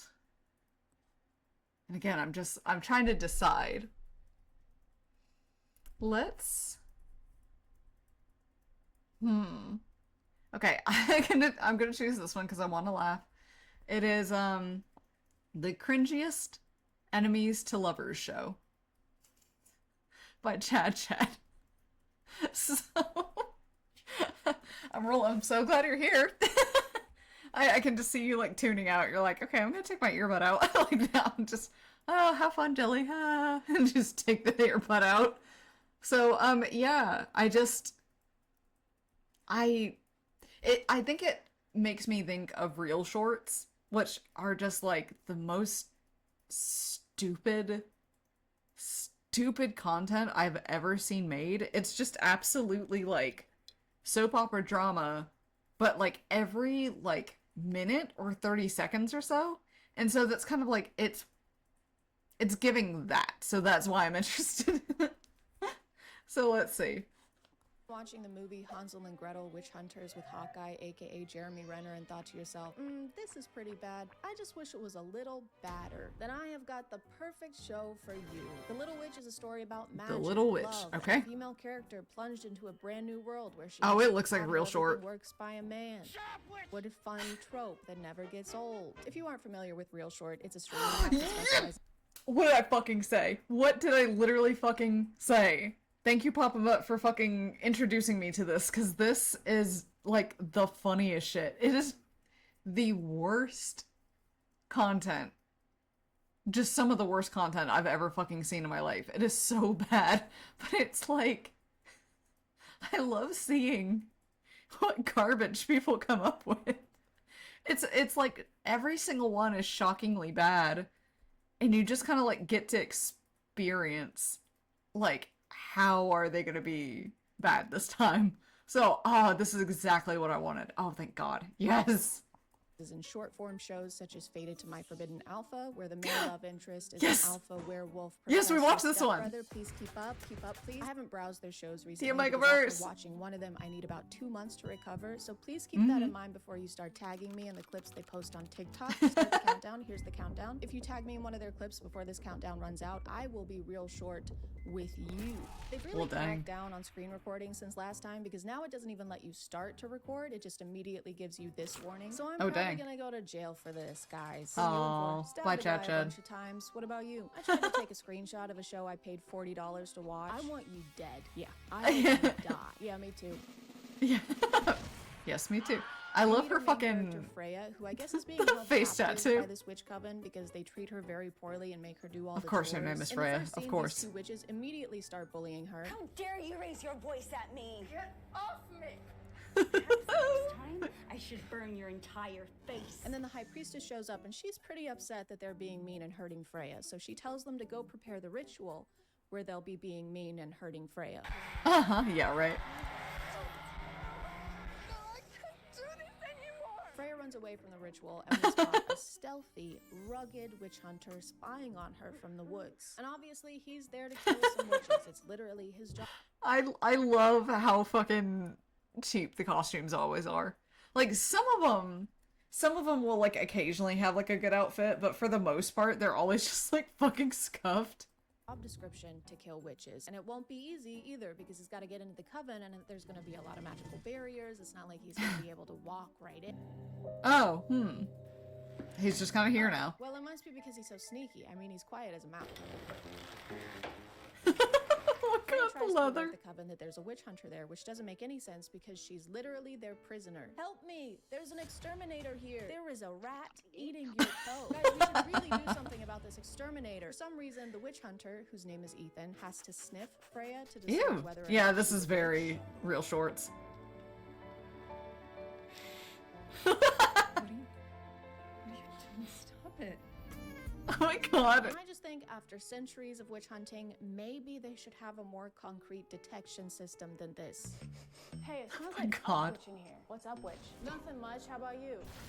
Hey, that reminds me. Good I have to editing, tell you what's Cha-Chan. up with today's sponsor. This video is sponsored by Bombas. Okay. I like to think I'm a pretty easygoing person until it comes to things that touch my feet. My socks have to feel a very particular way. There can't be any toe seams I get stabbing that. into me, and the texture of the material has to be the perfect amount of soft and comfy. It looks like They there meet should be all those toe seams, requirements. though. Bombas There is aren't. allowed to touch Interesting. my feet. Them and James McAvoy. Open invite, okay, James? Bombas has comfy socks that come in a bunch of different colors and styles, like running socks, ankle socks, calf socks. They also have I've comfy actually underwear been and interested bralettes in and trying house their socks slippers that before. are There's so many, like, comfortable and soft that it's like the people same that feeling advertise as this someone that it's kind of handing like you a working cup on of me hot at this point. cocoa. I'm like, Me, are you they should actually good? have James McAvoy. But an even better feeling is knowing that for every pair of Bombas socks you buy, a pair is donated to someone experiencing homelessness. Bombas makes the top 3 requested clothing items in homeless shelters and has donated over 100 million of those items across all 50 states. So your Bombas purchase can put good things onto your feet and good things into the universe. If you click the link, I'm in the just not description or convinced go that to I want it, like, bombas.com/ChatChat immediately wear a and hole in use it. my code Like, ChatChat20, you'll get 20% immediately, off you your know? first purchase. Thank you to Bombas for sponsoring, and let's get back to the video. Ethan mentions he can help her escape, and she realizes he's probably right, and she probably probably should get away from the people physically Right. abusing her on a daily basis. You know, you're pretty smart. Stranger wearing the squeakiest armor ever made. They escape the castle. loudest and run into the leather High armor Priestess. So ever. to get away, Ethan pretends to threaten Freya's life because the High Priestess needs Freya for a very important ritual with a very important goal that we don't know about Of bullying yet, so her, don't even yep. ask. So he drags Freya off screen. Just awkwardly shuffles away. Just the fucking side eye, like. This is the point where I got very confused because everything we've seen so far tells us that this show takes place in a medieval era. Freya lives in a castle, Ethan has a sword, Freya wears potato sacks tied with rope, but as they reach Right. the end of the woods, Ethan reveals his getaway steed. We're here. Is it a car? What? A car? A 2021 Porsche Macan. What? Apparently the Coven is in some kind of alternate dimension in the past, and Ethan is from modern day, and all it takes to travel. I'm sorry. I thought this was like the fucking village, like, for a second. I was like, so they just have their own society off in the woods that, like, is still in the medieval times? How? But no, apparently it's a dimension or a portal to the past. I don't fucking know. Whatever. To this other time period is take a walk through the woods. The only conclusion we can draw from this is that Ethan is a really bad witch hunter. How has he not killed the entire coven by now? Right. Why is he using a sword instead of Yeah, a why are rock you dressed launcher? up? Just bring Not an that I wouldn't know AK. that. It just God's seems sake. more efficient, murder-wise. Ethan brings Freya to his home, which is a massive mansion, and he tries to recreate that meme. Oh, about it's giving fish a out of Victorian water. child a sip of Baja Blast. Just a quick heads up, they do make references to alcohol in this show for literally no reason. There's no reason for it. 7 But if Up. that's something that you don't want to see, steer clear of this. You should go away now. I mean, I don't want you to go away, but if you don't want to see that, then you should go away of your own accord. Juice, tea, coffee, soda. I don't know what any of those things are. Yeah, fish out of water. How do you like soda? He decides to give her Sprite Oh my God. as her first modern drinking experience and nearly kills her. Yeah, He realizes his that would be a mistake lot. and gives her a glass of vodka instead. But don't worry, he tells her to drink it slowly. This one Dog, I'm sorry. This bitch has only ever drank water and maybe like fucking meat or whatever like that in her life. I don't know. And he is like, here's Sprite. She almost dies. He's like, oh, damn, I'm so sorry. That's way too much for you. Let me go to one of the nastiest fucking like alcohols ever. Yeah, yeah, you didn't like Sprite? You should do well with this one. That's fine. Oh my god. He's like actively trying to kill her, I think. can make you stumble around like clumsy zombie. Those who just drink it slowly. Oh my lord. Freya finds a strange bottle What the on hell? Ethan's dining table, and he explains it's for witch hunting. Oh, what's this? Silverbait. It's lethal to lower witches. Burns their skin, breaks Oh, their magical effects. she just kind of picked it up. It's harmless to humans or super witches. Guys, I wonder if she might be. Guys, super witches. Also, it looks like Chacha's about to pick her nose. Got it. Super witches. I'm like, I was, okay, because I've seen these kind of things before, I was expecting, like, you know, like a high order witch or, like, you know, like a, whatever, like some eloquent bullshit description. Super witches. Just completely threw me. Man. God, I love real shorts. A super witch. Guys, what if she's not really a human and she's actually secretly Wow. the most powerful witch of them all?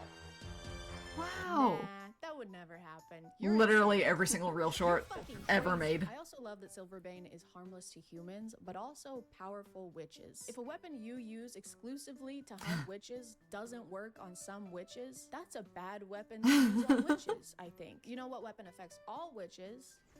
A rocket launch. Ethan tells her that his parents passed away when he was a kid, and it's not important that we remember this because he's gonna remind us for the rest of the show. Passed away Oh when I was god. a kid. I guess ever He's since my Batman. parents died, I haven't been great at talking to people. Parents. Freya needs new clothes, and she's just wearing some of Ethan's right now, so they go to a luxury store to find some new fits. But for some reason, he didn't give her any shoes to wear. He let her walk through the parking lot like this. You couldn't stop somewhere and get her some flip-flops on the way. She's got her dogs out in the Gucci store. She's got her dogs touching the Gucci floor. They're not gonna let her into Gucci Yeah, anymore. no, they're not gonna let her in Accosted by most the store places. employee, which makes sense. Sorry, just I'll call you back. Excuse me.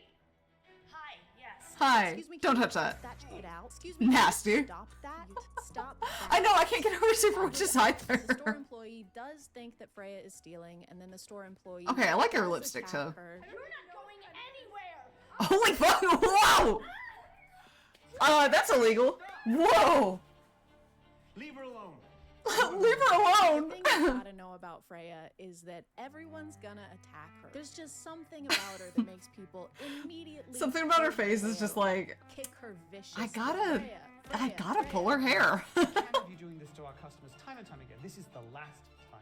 Stephanie, you're fired. As they're checking out, the Stephanie, you're store fired. recognizes This is that the Freya last starts freaking time. out about it. Wait, Bruh. you're not the Mr. Constantine of the Constantine family that practically owns this entire city. I thought you were a legend, but here you are in the flesh, and I am. Here you are in the flesh and. Wait, you're not the Constantine, are you? I can't believe you're here in the flesh air of all places. You skip forward a couple weeks, and Freya is a full-time model now. I have some connections in the fashion industry, and I'm pretty confident they would sign you in a heartbeat if you would be interested in being. Okay, I love one of the things that I fucking love about Real Shorts is that the audio is god awful. Like, it's always just like picked up by like a really shitty mic. Like it's like a lapel mic, or maybe not even. And it's just always like crusty, like crunchy audio. It's awful.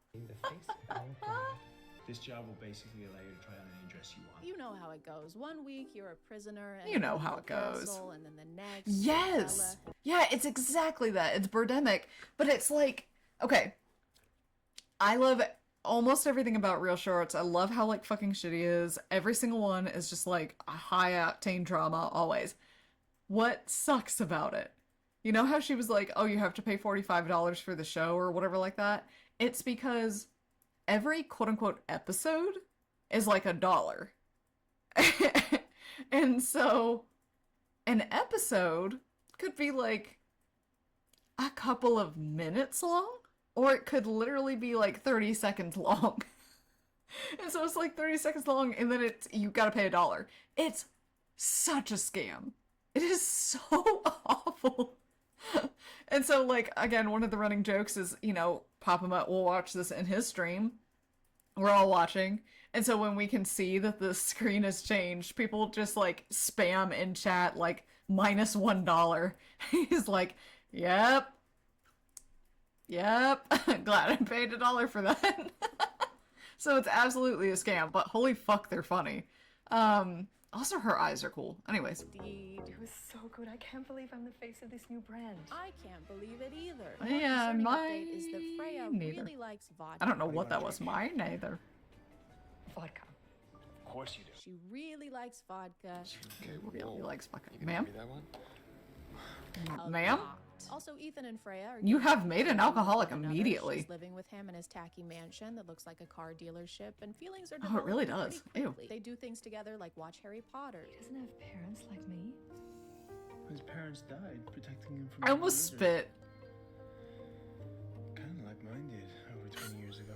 Yeah, this movie is pretty cool. At least it would be. If my parents weren't so dead. They go on cute outings together, like to the liquor store. We're running out of vodka. You want to come to the liquor store with me? It's basically a place where you can buy all different kinds of drinks.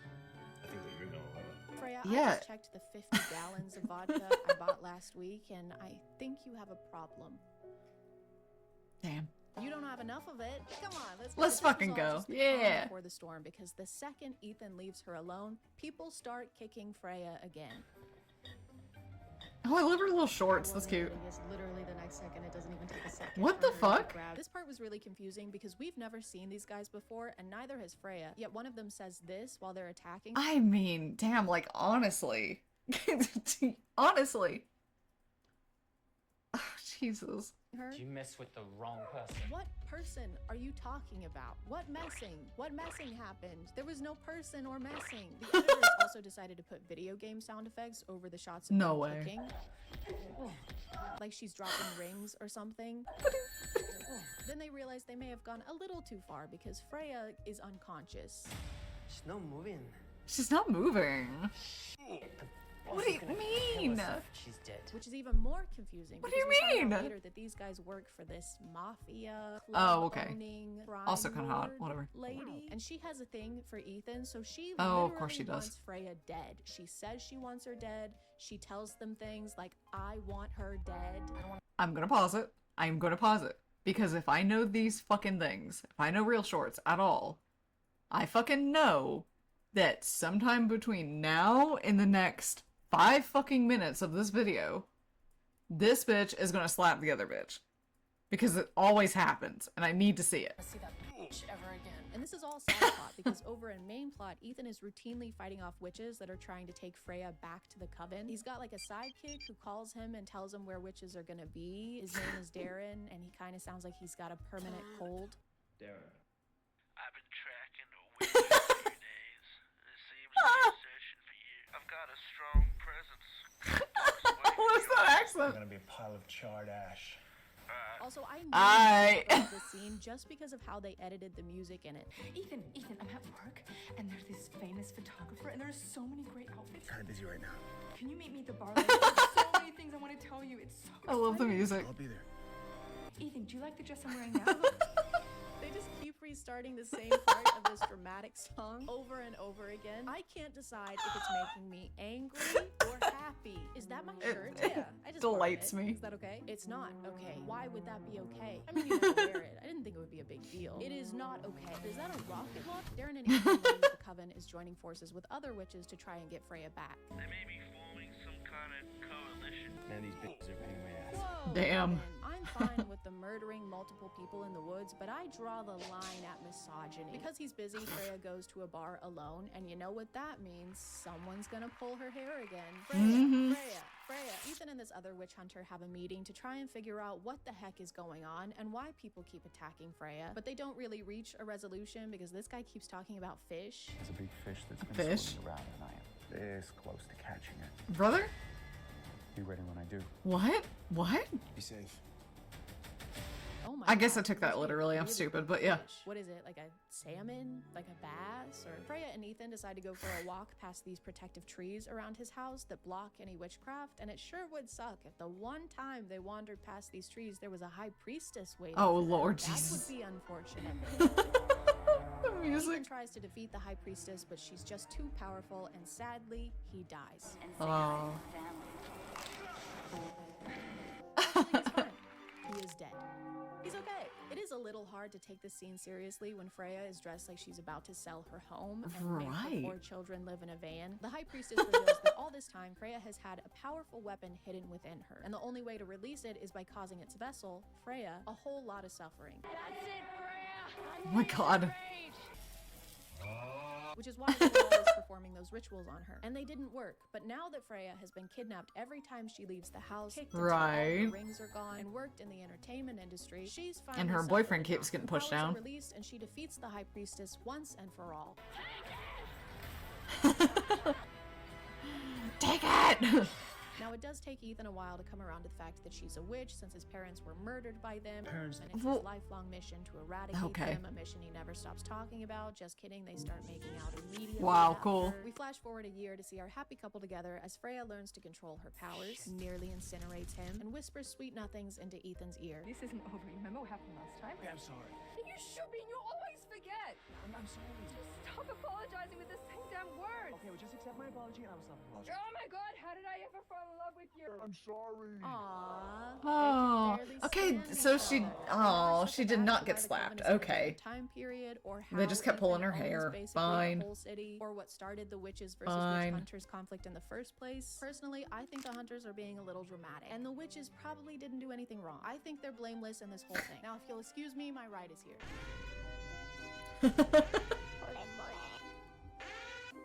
My God, Chad. Okay, perfect. This is exactly what I wanted from that video. Thank you, Chad. Let me see. Oh, gosh. Got 20 minutes or so? I'm trying to think if I have something within that time range. Here, let me pop over here real quick. Let me put this on.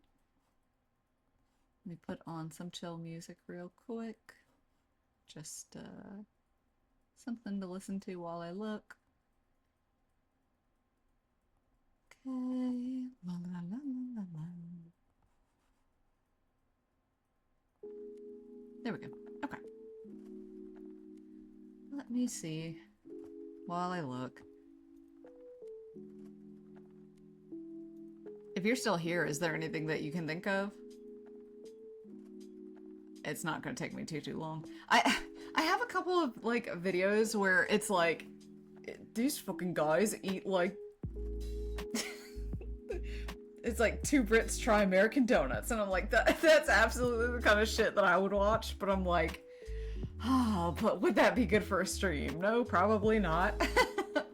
But one of the ones I want to watch, and it's like fucking almost 40 minutes, and again, maybe not a stream video, but like Babish, like, you know, Babish, literally, he started doing like, trying different foods, like, of places, and, he literally has one that's like, I ate everything at Cracker Barrel across the country, and I'm like, I need to see this, I have to see it. Again, I don't know if it's a stream video or not, but, like, I need to see it. So let's see. Okay.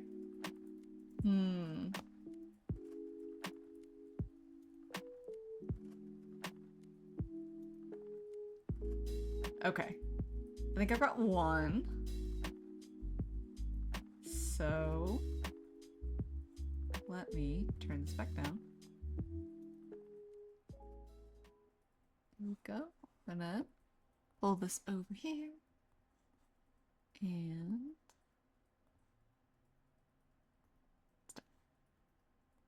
okay. So since it fits the time and I'm also intrigued by it, the unexplained ghost videos of early YouTube by Nation Squid.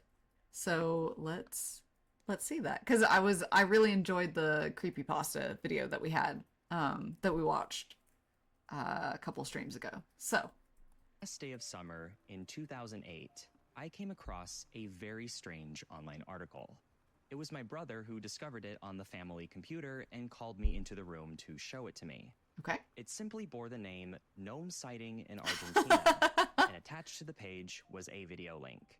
It was a low-quality camera phone clip of some teenagers spotting an unnerving, just vaguely human figure in the great distance. Dude, that's awesome! Prophecies playing in the background, and the video looping indefinitely. That's awesome! It garnered over 1 million views, and several mirrors. Oh, I like the Green Day t-shirt, man. Surfaced immediately after. It was my official introduction to something called I YouTube. love I was this. only vaguely familiar with before, and a newfound passion for cryptozoology online, and the ambition to inspect, dissect, and discover what was really out there. I love that thing. But now, several years later, you begin to ask yourself, is there anything out there at all? It's this video's simplistic nature and the public's response to it that really shows how much we've grown as online users since 2008. It's safe to say that this looks quite silly now, but no I mean, it does, but ended up as it's national awesome. news in the United States, and didn't just fool children like myself at the time, but the adults too. It became so controversial, even Snopes.com had to fact check it. Gnome sighting in Argentina became a bit of a pop culture phenomenon on, well, that side of YouTube. And many other similar videos also shared that 15 minutes of fame in a way that simply does not exist anymore. That looks like the rake. What happened to paranormal videos? These seem so fake in retrospect, yet they fostered entire communities, even industries, dedicated to solving or even discovering them. Okay. I mean, not to ignore the magic of it, right? I literally think it's just because technology was like still growing back then. It still wasn't like, you know, peak. And so there were a lot of like artifacting in cameras. There was a lot of like, there's a lot you could do to footage and to audio that like you could know how to do it, but a lot of other people might not know how to do it. And so then it just automatically seems mystical or magical or creepy to people if they don't get it. So, I mean, again, not to like, I feel like that's pretty obvious, but I'm like, that's why we don't really have stuff like that now, because now everything's really crisp. You can tell very easily if things are edited. It's really interesting when there are ghost videos that, you know, actually fool people or actually have things where you're kind of like, I don't know if I can explain that. That's a lot harder to achieve nowadays. So, but I think that's why it was like so big back then, because it's like, you didn't fucking know. What was that thing? I still don't know what that thing was, but it looked more believable than it would now. So what changed? Were we just dumber back then? No. Well, it's a combination of things, including the advancement of technology and the ever-changing culture of the online space. My TV just turned on there. The one thing that truly stands out about the early internet is the ambiguity that permeated the online communities. And it's no coincidence that this was also the time of...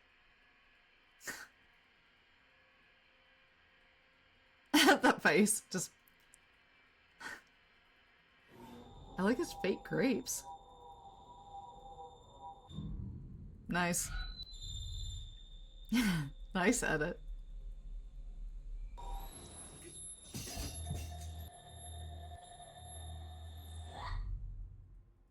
Oh my god, it's an ad. Jesus. Thanks. That is a wild ad. Oh my god. Immerse yourself into a whole new world with Fishing Clash. This summer, join thousands of other players in planned games where you can create your very own villages, collect a variety of fish species, and choose unique fishing locations from all around the world. Wow. Fishing Clash is one of the most I realistic like this fishing games dude. for mobile devices. Become the top of the competition with your very own equipment upgrades and gameplay options to choose from. And the more packs you unlock, the more you can show Of all the ads I've seen today, this one is by far the most entertaining. Once in a lifetime opportunity to indulge. Oh my in god, that was so Fishing Clash's creepy. partnership with Major League Fishing. Engage in real-life MLF tournaments played by 80 million people, all in the palm of your hand. Where you Wow. can truly enjoy the luxuries of the new millennium. Viewers who download the game by using the link in the description or scan the QR code on the screen and use NationSquid will get a $20 value reward and unique avatar free of charge. Okay. Today is the first day of the rest of your life. Become a legend in your own right through This Fishing is a bold Clash. claim, my man. That's awesome. The thing that you have to keep in mind is that the internet was very different during the start of YouTube compared to how it is Yes, now. absolutely. Now, this seems obvious from a superficial standpoint, but it really is the little things that make this distinction so much more apparent. Because the internet was so new, people didn't fully understand it as a standalone Yeah. community or even understand what its capabilities were. So naturally, you have this, once again, ambiguity, where you find something a bit peculiar and you just don't know what to think of it. And worst of all, Yeah. you don't know its origins or who is on the other side of Yeah. the screen. It's like you can know that it's fake, or you have like a really strong inclination that it's fake, but you don't have any of the tools to be able to say why. You don't know how YouTube works. You don't really know how, like, you know, again, how to manipulate film in the same way that we do now. So people were genuinely just like, what the fuck is that? Like, it looks like it might not be real, but I can't tell you how they did it. So it kind of was like, well, maybe it's real. It carries this unsettling, stagnant feeling in your body, as if you were watching something you aren't supposed to. This is what gave the early internet that sort of Wild West feel to it. For the very first time in human existence, we had instant access to virtually every documented person, I'm feeling thing, lucky. or event from any place in the entire world. Naturally, we're gonna learn and discover things we didn't even know existed before, and maybe that includes ghosts, cryptids. Gersh? It was this type of thinking within online culture that helped create what many consider to be the very first ever creepypasta. The 1999 film The Blair Witch Project. Nice. Saying that this Perfect. film was revolutionary would be an understatement. It was, Despite yes. having next to no budget or any visual effects, It not only created a whole new industry of filmmaking, but became one of the most successful indie films of all time. For Yes. those who aren't familiar, the Blair Witch Project is about a tape that was found on the ground in the middle of the woods. I watched The that, tape like, contains a you group know, of film students within who the are last out 5 years or so for the investigating first the time, and it origins was of the actually Blair genuinely Witch, good. an alleged piece of folklore in the small town of Burkittsville, Maryland. And it was the first movie to be marketed almost exclusively through the internet. But it wasn't marketed in the traditional way. The creators of the Blair Witch Project created missing persons posters and placed them all over the internet, That's even so cool, urging though. audiences to contact their local police That's so department clever. if they had any information.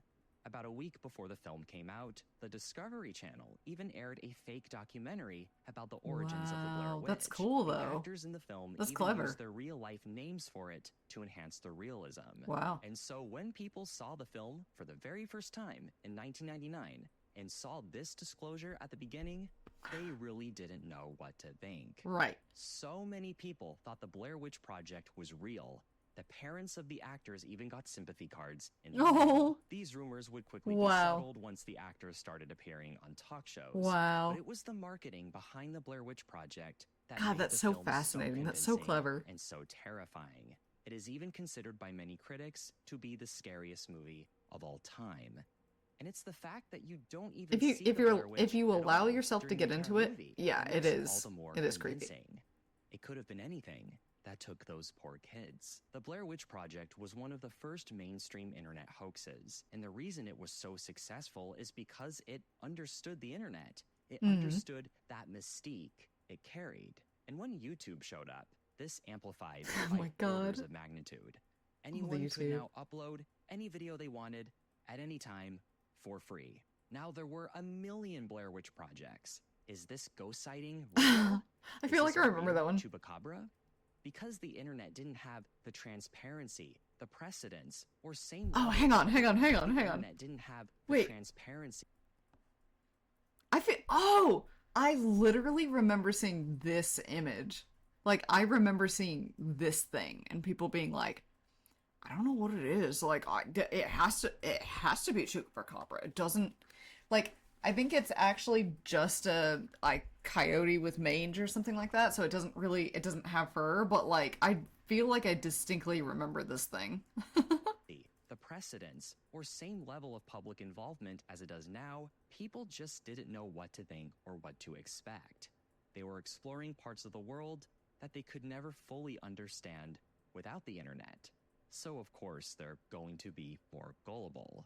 This is what created that side of YouTube.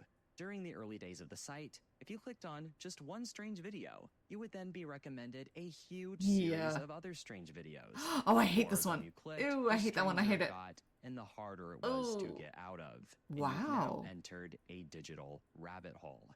Uh-oh, I'm on that side of YouTube again. Wow. You don't know who's uploading these videos. Those are making weird. them, or even why they exist in the first place. In retrospect, most of these were obviously nothing more than surreal art pieces, with some Mhm. real exceptions. But consider everything we just mentioned about the mindset of online users. Picture yourself as a YouTube user in 2007. Oh, yeah, with it'd be this limited terrifying. You'd be like, what the Things fuck is start to get that? more cryptic. And it makes perfect sense why the early internet would be like this, because we've seen it with the primitive stages of other technologies before. A great example would be the early days of film. When Arrival of the Mail Train came out in 1896, there Hmm. were alleged reports of people running out of the movie theater or even fainting because they thought the train was actually going to hit I think them. that got This debunked, sounds completely if I remember ridiculous now. correctly. But again, film was a new invention. Now, there isn't currently any known evidence that this is even a real story, amounting it to nothing more than an urban legend. But people did in fact faint and run out of the theater during viewings of Frankenstein and The Exorcist when they first came out. Legend or Mhm. not, the fact that these claims are even a subject of debate in the first place. God, I remember, my dad told me a story. Jacob. Oh, yeah. Okay, see, that's what I thought. Maybe I learned that it was not real from Jacob Geller, probably. No, I remember a story that my dad told me where he went to go see, Amityville Horror with his dad, in the movie theater.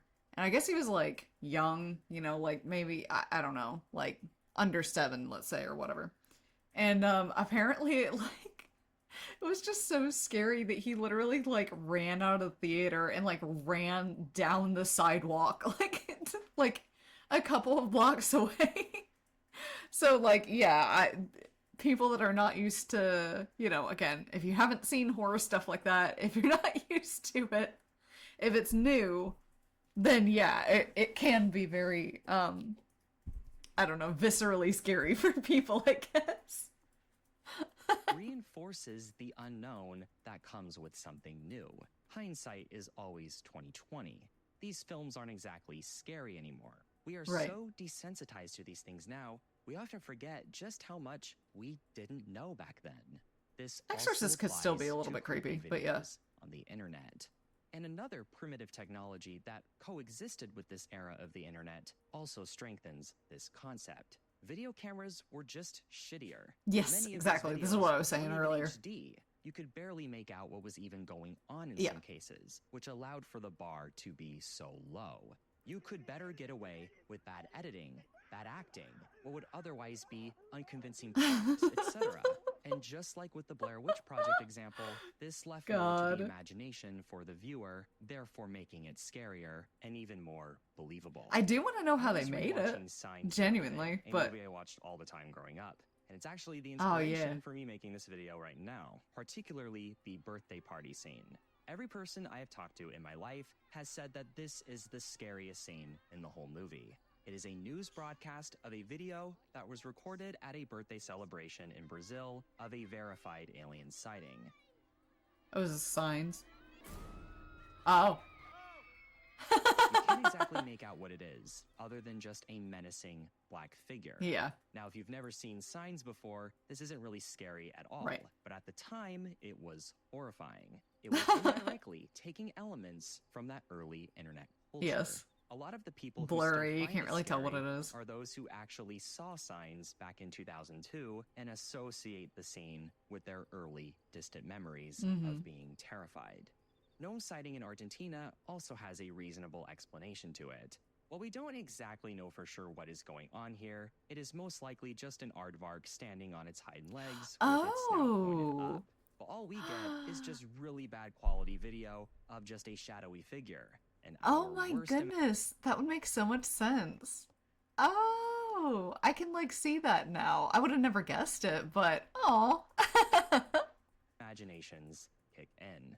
It's also worth mentioning that duendes are a big part of Latin American folklore. What is which that? made this video more believable at the time. Hey, more But there were folklore. also multiple Yeah. takes of this video too, which kind of debunks the entire thing. But it didn't matter because these types of videos were still popping up left and right on the internet. God, They I got love so this shit. popular and mysterious, there were entire TV shows dedicated to investigating them. The most popular ones were Ghost Hunters, Yes! Factor Faked, and Destination True. Dude, Factor Ghost Faked Hunters is my specifically shit. focused on viral videos from the internet and recreating them to the best of their Although ability. Ghost Hunters didn't They do that, often I don't used the think. exact same brand of camera, filmed at the same location, and put to test theories Did for how they? they think the video was created. Sometimes it was a success where they could confidently call something fake, and other times it was inconclusive. Now, Hmm. obviously, there were people at the time who weren't scared of these videos and thought they were obviously fake. I'm not Right. saying everyone was just gullible back then, but the gullibility was a lot more common than compared to now. Right. Factor Faked was a very popular show at the time. I even remember watching the first episode when it came out. And the popularity it had showcases another wonder if that would be aspect good of now. online culture that That added sounds to like a the good show, to be suspension honest. of disbelief. There was a much greater barrier to entry for Actually, can we creating bring that well-made back? videos than there is And just today. like debunk it. Gnome You know, sighting in AI. Argentina You came slide out it. just AI. barely before Get rid of it. smartphones were a thing. Camera phones were not nearly as common. Computers were a lot weaker. The average laptop at your local coffee shop could easily run Adobe After Effects. This was not the case in 2006. Yeah, Not only you'd like were melt the editing fucking computers table you much were less common sitting and on much more if you expensive, tried but that. so was the editing software itself. Back then, you had to buy Adobe programs as an actual product at the store, as one Yep. big purchase. Some other programs were as much as $1,000. Yep. Today, even your average computers are much more powerful, and Adobe has a subscription model. making it more affordable in the short term, even if it is more expensive long term. I can almost see, like, I'm thinking about my computer right now, and it's one of those, like, if I could go back into, like, the 80s or 90s or whatever like that and set up my computer and just see, like, people would be like, what the fuck? You've got, like, Hollywood studio, like, level, like, programs running. Because VTube Studio, like, it sounds like my fucking computer's taking off every single time. Yeah, I wonder if I could watch Fact or Fake. Because I'm like, I'm here for the cheesiness. I want to see it. Yeah. I wonder if there's a way of watching that. Interesting. In 2006, the only people making these well-edited videos were people with the money and time to learn how editing works, or people actually in the film industry. Exactly. Uploading their works Oh my to god, that's YouTube. fucking... Nowadays, you can create these in Oh. the industry. Dude, I miss the style. Not that I had one of these. Not that, like, I even knew anybody that had one. But, goddamn, the styling. Oh. Uploading their works to YouTube. Nowadays, you can create these amazing videos just from your phone. Bring me back, That like, concept was chunky unheard of in computers. 2006, which made people all the more perplexed. I don't like things Lastly, being flat. You could even argue that another component of these videos was both the medium and the audience themselves. Right. Now, it wasn't just children falling for these videos, but a lot of them were, or at least coming-of-age adults still figuring things out.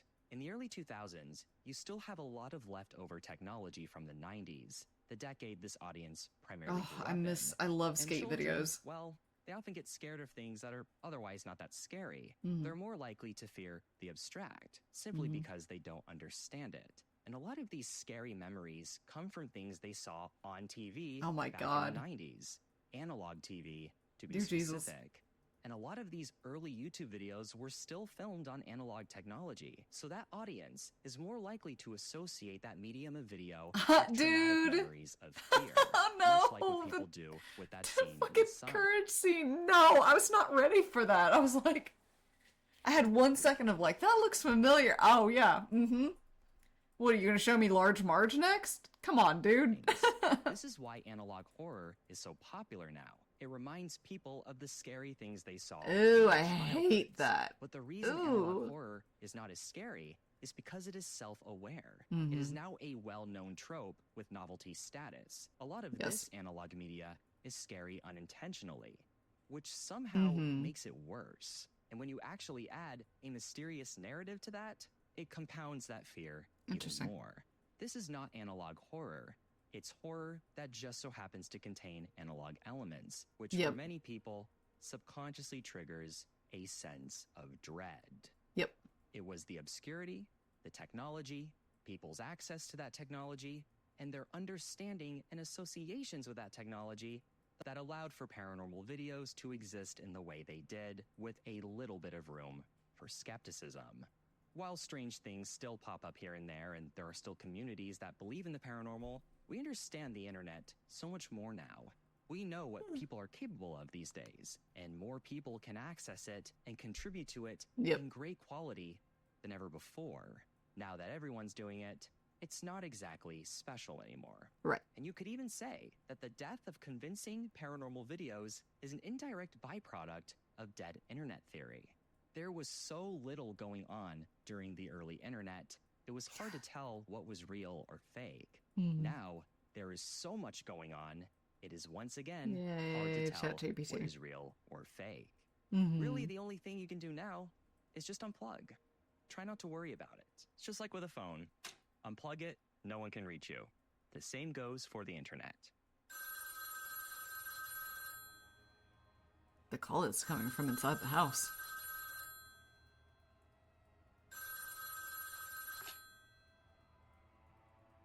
Hello? Hello? Oh my Who is this? god. How did you get this number? Get the fuck out of here. Let's knock over a 7-Eleven. Let's knock over a 7-Eleven. Alright.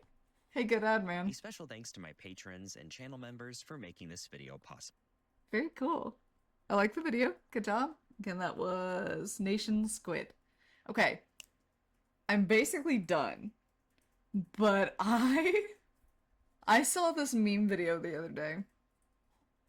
And I have got to show it to somebody, so I'm gonna show it to everybody. So hang on, let me go into my history real quick. Actually, hang on, I'm gonna leave that one up. Put this here. And let me go in my history real quick and find this. Let me see if I can find it. Hang on. There we go. It's perfectly weird. Umbral, you said, fact or fake, very entertaining, but it's cheesy. And it literally just reminds me of this. I do not know what this is from. I don't know what old show this is from. But this is... Jonathan Frakes interrogates you with nonsense. It just was killing me the other day. Hang on. I think I have to turn it up just a little bit. Okay. What really happened here? Did three acrobats really choose to avenge their sister's death? And haven't dogs and cats been known to predict earthquakes? But what about the detail of the chocolate chip cookies? But then what about the those detail dog of the tags? chocolate chip But then, cookies? how do you explain the chocolate? How else to explain both people using the same computer repair shop? If not, how could the boy suddenly speak Chinese? But then how do you explain the Grim Reaper?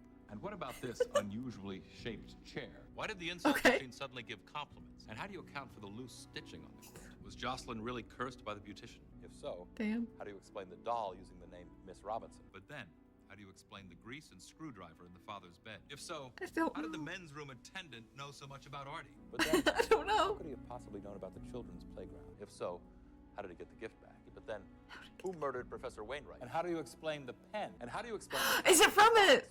No way! How do you explain the smudge on the phrenologist's How head? do you explain the smudge? Did the spirit of Abraham Lincoln actually seize hold of Senator Quigley and force him to tell the truth? Is it? No! That's awesome! Okay, then yes, absolutely. 100%. I would love this because I saw this shit and it made me laugh. So... very cool. What a weird small world. Because I have never seen that show before. So what a small, odd world. Okay. Well, that was the wrong video. Yeah, no. Let's get it together.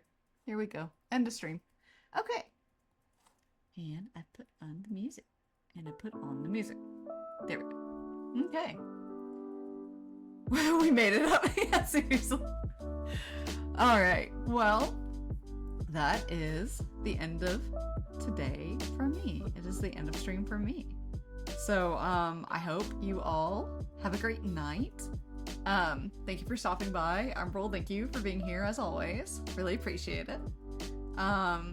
If there is anybody here that's just kind of listening in and, you know, whatever, or watching the VOD later, if you do want to be featured, over there in the left corner, like Pool Soup is right now, if you follow me and then you leave a comment, then you get added to a list and you'll be on the next video, or you can kind of, you know, see who's coming up next. Thank you, I appreciate it, Umbral. So I am going to find someone to raid into real quick. I'm pretty sure that I saw that Uncle Bamf was still streaming, so let me see, because I know he would. He's fun if he's still there. Oh wait, it wasn't my following. Okay, hang on. Yep, he's still going. Okay, so if it will let me, I'm gonna raid into him. So again, I hope you all have a good night. Hopefully I'll be here tomorrow, but I'll let you know either way. So I appreciate it. Bye.